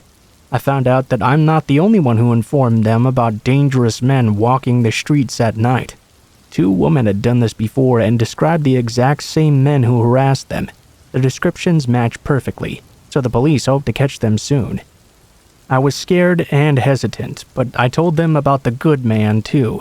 Fortunately, he didn't appear in any of the other statements of the 2 women. 1 woman described 3 men, the other described 5. But none of their descriptions matched Luke. I believe he had nothing to do with them. I'll be careful in the future. Thanks to everybody who read this, I understand I have to observe my surroundings and not let my guard down. I'm still very grateful to him for saving me though, and I believe he's a good and honest man. I thank you for all of your warnings and support, and if I ever find out more, I'll let you know.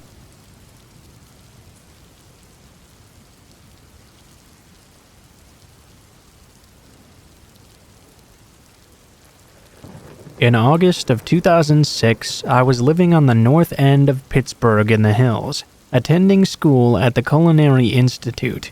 It was a neighborhood filled with fellow students, lots of lower-income families, and quite a large population of immigrants as well. I lived in this big apartment building on a main road through the complex, where another road shot off right in the middle of the building I lived in, forming a Y-type intersection. I had just gotten home from class, so it was about 5:30 or so. As some college kids have been known to do, I got ready to meet up with some friends who lived just up the street. I left my apartment from the back, walked around to the east side and up the street, when I noticed about 20 feet ahead was a woman who I never spoke to, but who usually rode the bus with me home from school. I recognized her. I half-assed took a look across the street, seeing nothing, and took one step into the road to cross. Not half a second later, I hear tires screeching, and I see a car speeding from the road that offshoots from the middle of my building, towards me. I jump back and fall as I avoid the car. All while that was happening, the car takes a sharp 180-degree turn to hit the wall of the building across the Y intersection of the street from me. There are usually quite a bit of kids running around in my hood, and people walking from the bus stop as well.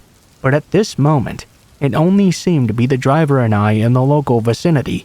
I was laying on the ground and got up to see if the driver had been hurt, because at that moment I hadn't realized he just slammed into the woman I saw walking and killed her.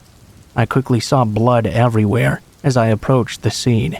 I didn't even comprehend what the hell was going on until I saw brains and guts seeping from between the grill of the car and the building wall. My phone was in hand and talking to the 911 operator at this time. They asked me to confirm the person was dead. The police arrived shortly thereafter.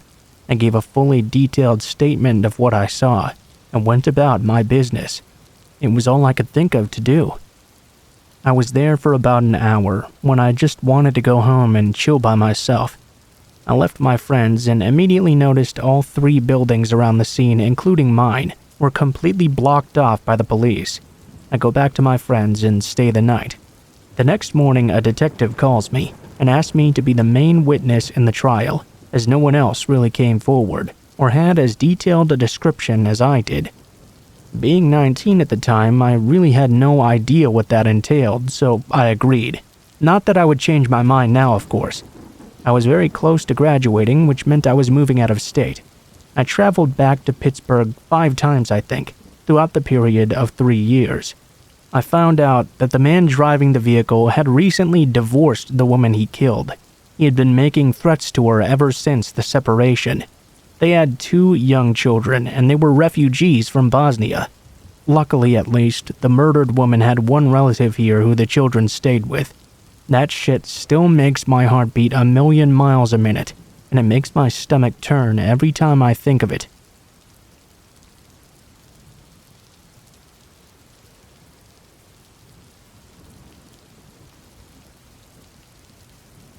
So this happened roughly about 2 years ago. I worked at a hotel which had 50 rooms between 3 floors. I was the only employee in the building after about 5 p.m. It should also be noted that I am a girl. The hotel is on the farther side of the city, but it's still considered to be on the nicer side. A lot of companies will send their workers to us for room and board, instead of the shadier motels on the opposite side of the city. Some of them were great guests. Others completely trashed everything. But that happens everywhere you go, I suppose. The layout of the building was pretty simple. You pull up to the front entrance, enter the foyer, and the front desk and lobby is right through a set of automatic doors. Right across the hall from the lobby was a staircase leading to the 2nd floor, and to the left was our elevators to the 2nd and 3rd floor. The 1st floor only has rooms on one side, to compensate for our pool, workout room, and breakfast area and dining room, as well as the lobby and office rooms all being on the opposite side. The upper floors had rooms on both sides, with the 3rd floor having the most of the rooms. Typically, the 3rd floor, the highest, we kept only for business and long stays. The 2nd floor was purely reserved for short stays or bigger parties, and the 1st floor was kept open for elders who had wheelchairs or walkers, or maybe people who would come in late at night for a one-night stay. Anyway, it was getting towards the last few hours of my shift. It was very slow that night, aside from a few work groups I had checked in a few hours earlier. Just then, I noticed a raggedy, rusted, and beat-up black pickup truck pulling into the brightly lit car pit, so I got my paperwork ready for a check-in. The guy gets out completely covered in dirt. I figured maybe he'd just gotten off work. Most guys in gardening or construction and stuff come covered in dirt or oil. I specifically remember that he reeked as well, which I guess wasn't too out of the norm. Entirely, I chalked it up to him being an oil field or construction worker perhaps or something. I got his credentials. His name was Michael, and I scanned him into the computer. He was very reluctant to leave his vehicle information with me, but I explained that if he didn't, his vehicle was at risk of being towed by morning time. I thought he caved in because he was going to be there for only one night. Michael requested a second-floor room close to the lobby staircase so he could have easy access to the front doors for smoking. After taking in his payment, I set up his room keys. I explained the parking policies and explained how he could get to his room, which was right up the staircase, and the door was on the opposite wall. He had a few bags with him, and he went upstairs. Almost immediately, he came back down the stairs and accused me of giving him broken room keys. I had to explain that if he put them next to his phone or anywhere near a magnet, potentially in his wallet perhaps, the keys would deactivate. I offered to take him upstairs and open the room for him to make sure the new set of keys worked. They did. He walked into his room by himself, shut the door, and so with that, I was on my way back down to the lobby. When I got back into the office, though, something odd caught my eye on the cameras. He hadn't left the building, but his car was not in the front anymore. He didn't mention anything about having another person with him. If there was, we were supposed to charge a $10 extra fee per person. The side doors don't open unless you have a room key or are on the inside of the hotel, so I started to watch the cameras to make sure he wasn't trying to sneak people in or something. About 20 minutes pass, and I notice nothing happening except him coming down the stairs now. I smile politely, and I see him go outside. He stays out there for 10 minutes, just standing in the carport. I can see it on camera as well. I thought this was a bit weird, but maybe he was just having a smoke. I stopped paying attention after a while and started to file away my paperwork that was due before my shift ended. Michael sprinted back into the hotel, cigarette still in his mouth. I instructed him he had to take it outside and put it out. I had told him prior we didn't allow smoking inside the building. He just threw it on the ground and put it out with his shoe. He turned his attention toward the TV and ended up sitting in the lobby for an ungodly amount of time. He kept glancing nervously towards the door as well, which made me quite uncomfortable. The friendly demeanor he had had at check-in completely disappeared. He seemed very paranoid and agitated now. He would whisper to himself. I couldn't hear what he was saying. After about 30 minutes of him doing this, I instructed him to go back up to his room. I couldn't just have people sitting in the lobby while I was working on closing procedures. It was a lie, but ownership allows us to make up reasons if we're uncomfortable with a guest's presence. Michael asked me to take him up to his room because he was uncomfortable and scared. I explained I was unable to do that for safety reasons. What I could do was watch him go up the stairs on the camera, and he could call down to the office on his room phone when he arrived at his room. I was just trying to be friendly and get him upstairs as quick as I could. He goes up, but immediately comes down and says that he forgot where his room was, and I needed to show him right now. I told him I couldn't leave the office or lobby, but I could explain to him where his room was because it was super simple. He started whispering to himself. This time, something about losing his phone, I think. I didn't pay much mind to it. After explaining where his room was, he went back upstairs. I could hear the door slam shut from all the way down there. It echoed throughout the second and first floors, and gave me chills for some reason. Almost immediately, he came sprinting back down, and starts yelling at me, telling me I stole his phone and that I'm planning his demise. This was obviously bogus. I hadn't even left the office since making sure his room key worked. He asked me for help. He begged. I just wanted him to go away, so I slipped a screwdriver in my pocket just in case he tried to attack me. I began rummaging through the lobby couches looking for his phone. I didn't find it, but I did find his credit card, which he also began to accuse me of stealing. I stood my ground and said if he can't respect me and my place of work, I could call the police and request they escort him to his room, or perhaps off the facility. He got even angrier. He snatched his card from my hands and went back outside. After about 20 minutes, he came back in.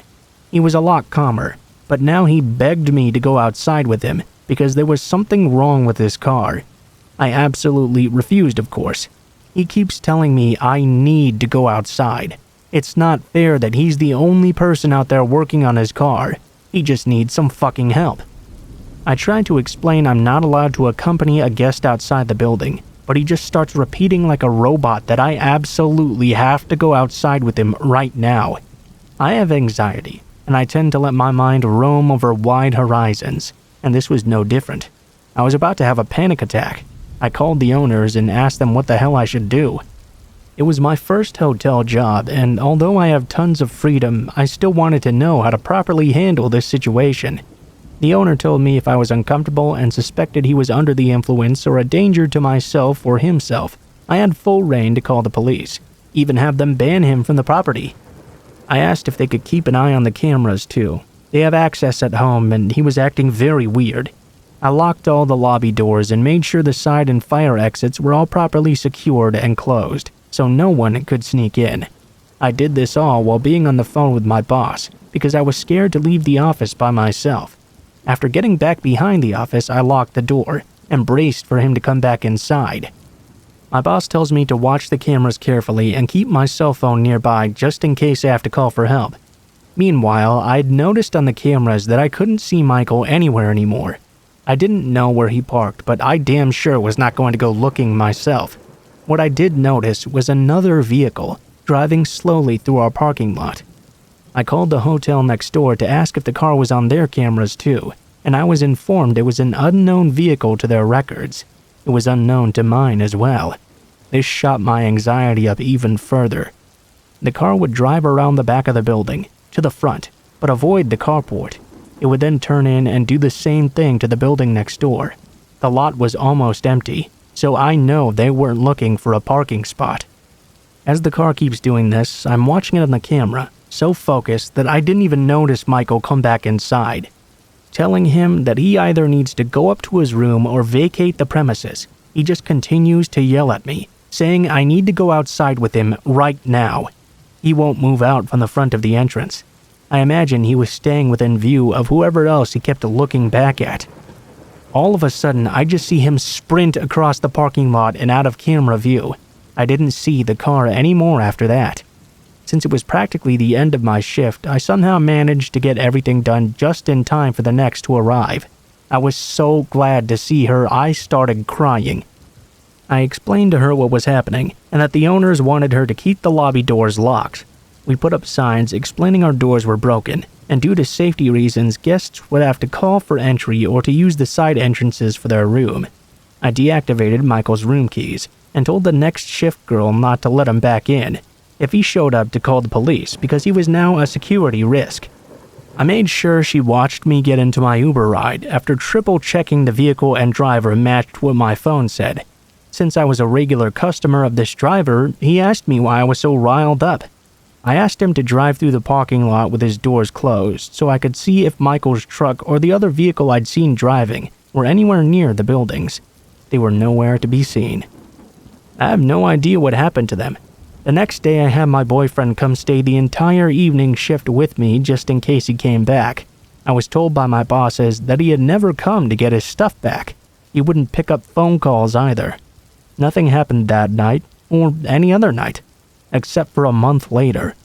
Michael suddenly came back in asking about his stuff and if he could get a room.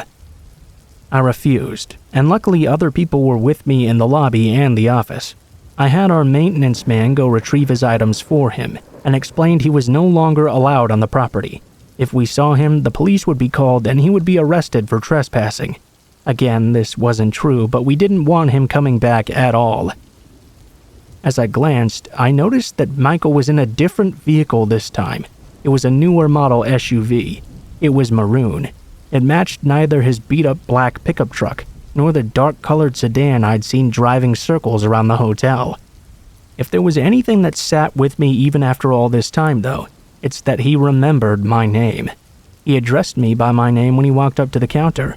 At first, I thought, oh yeah, my name is part of my uniform, until I realized I'd forgotten to ever put my name tag on that day. After that, I refused to wear one in the hotel. Management even let me create a fake name and wear that from that point on. It took me a while to feel safe in that building again while I was alone.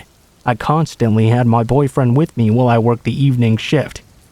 I guess there's a chance the guy and the circling vehicle were unrelated, but my anxiety and the aura I got from Michael that night, it didn't feel good or safe.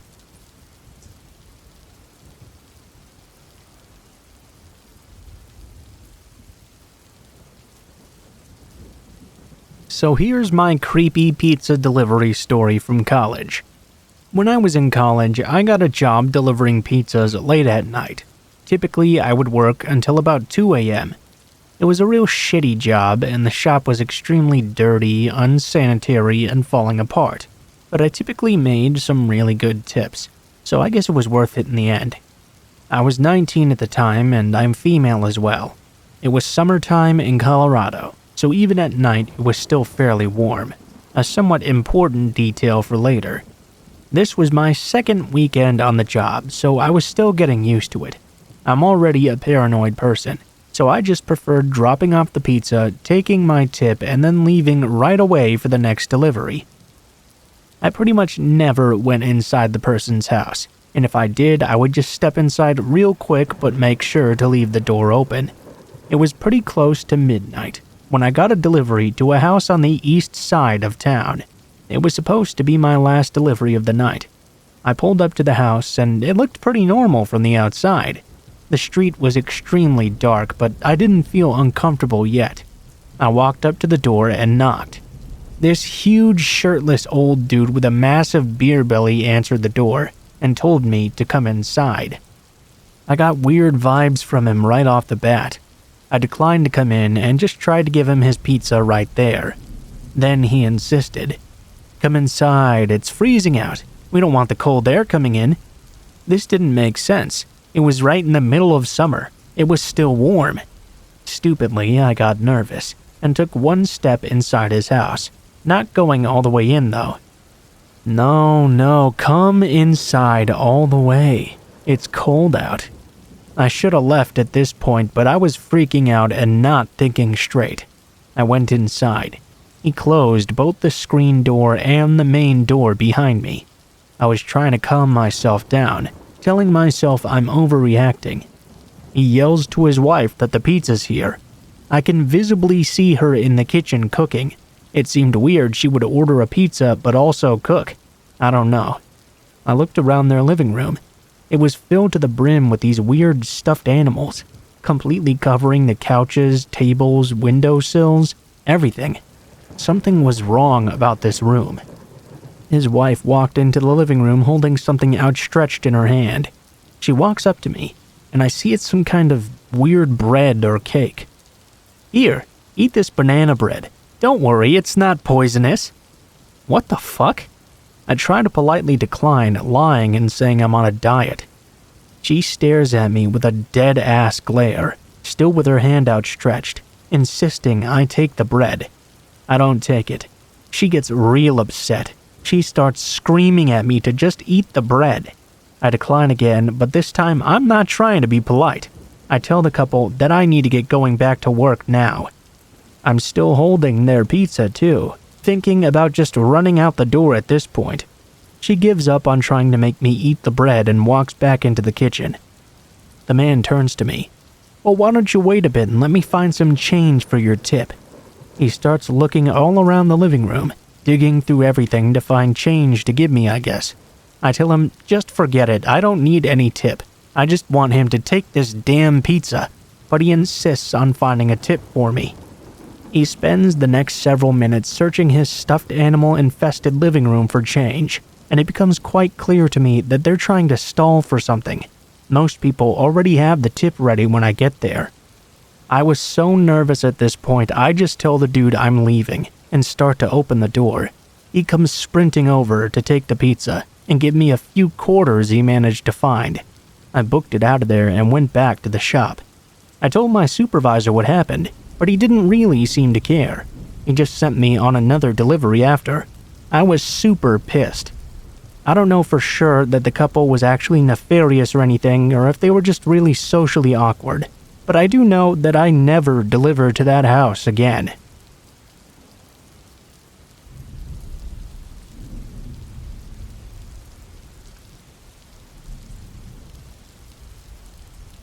During the summer, when I was home from college, I worked with a couple of friends as a morning cleaner at the local movie theater. It was fairly new, built in the early 90s with 3 big screen rooms, 4 mid-sized screens, and 3 smaller screens.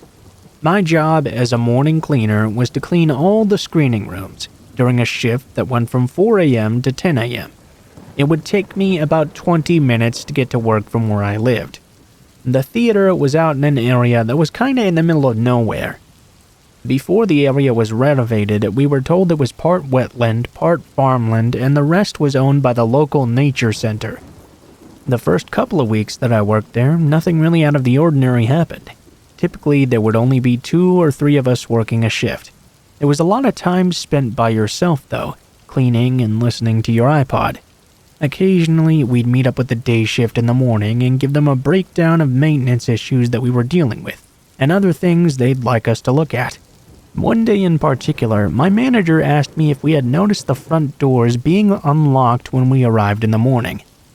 When I said no, the manager went on to tell me that customers, primarily women, were complaining about a tall, lanky man in a suit that had been following them from theater to theater, sometimes into the bathroom as well.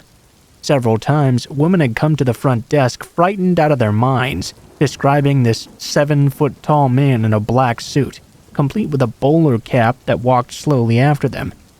A few times, even the police were called.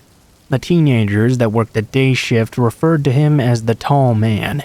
He primarily targeted women. Occasionally, a male coworker would catch a glimpse of him sneaking into the theater. On a couple of occasions, they would even pursue him, thinking it was someone trying to sneak into a movie, only to find nobody there. We had 12 theater rooms total, but Theater 5 was the worst. Nobody wanted to clean out Theater 5. When I first started, I was fairly naive about ghosts and spirits. I didn't understand why even my boss was scared of Theater 5 and kept assigning me to be the one to clean it out. What made Theater 5 unique was that it sat behind the bathrooms in the lobby. So to get to the sitting area, you had to walk down a long hallway before reaching the screening room. Being that far back, you were the most secluded, especially when it's 4 a.m., and the only other people you're with are on the other side of the building. People cleaning there would complain of nosebleeds, constant headaches, a feeling of being watched. My first supernatural experience took place here. It was a normal morning. I had just finished sweeping out the lobby, and I was taking care of the cups and other garbage in Theater 5. By routine, you go through and throw away leftover cups and popcorn before vacuuming and sweeping the area. I had my iPod on, and as I was going through throwing cups away, I couldn't shake the feeling that someone was behind me. I kept turning around, even at some points taking out my earphones and shouting, "Hello?" Of course, there was nobody there. Like I said, it was a normal morning, and I had no reason to suspect anything. I went about my routine instead. About 20 minutes later, I'm at the top back row, sweeping out garbage from under the seats, when I start hearing footsteps, somebody running. I look down, and at the front of the theater, I catch a glimpse of a little blonde-haired boy turning the corner into the long hallway as he ran out of the theater. Immediately, I threw down my broom and chased after him. I ran down the hallway and out into the lobby, but there was no kid. I walked further into the lobby and saw my boss through the front entrance on a smoke break. "Who was that kid?" I asked.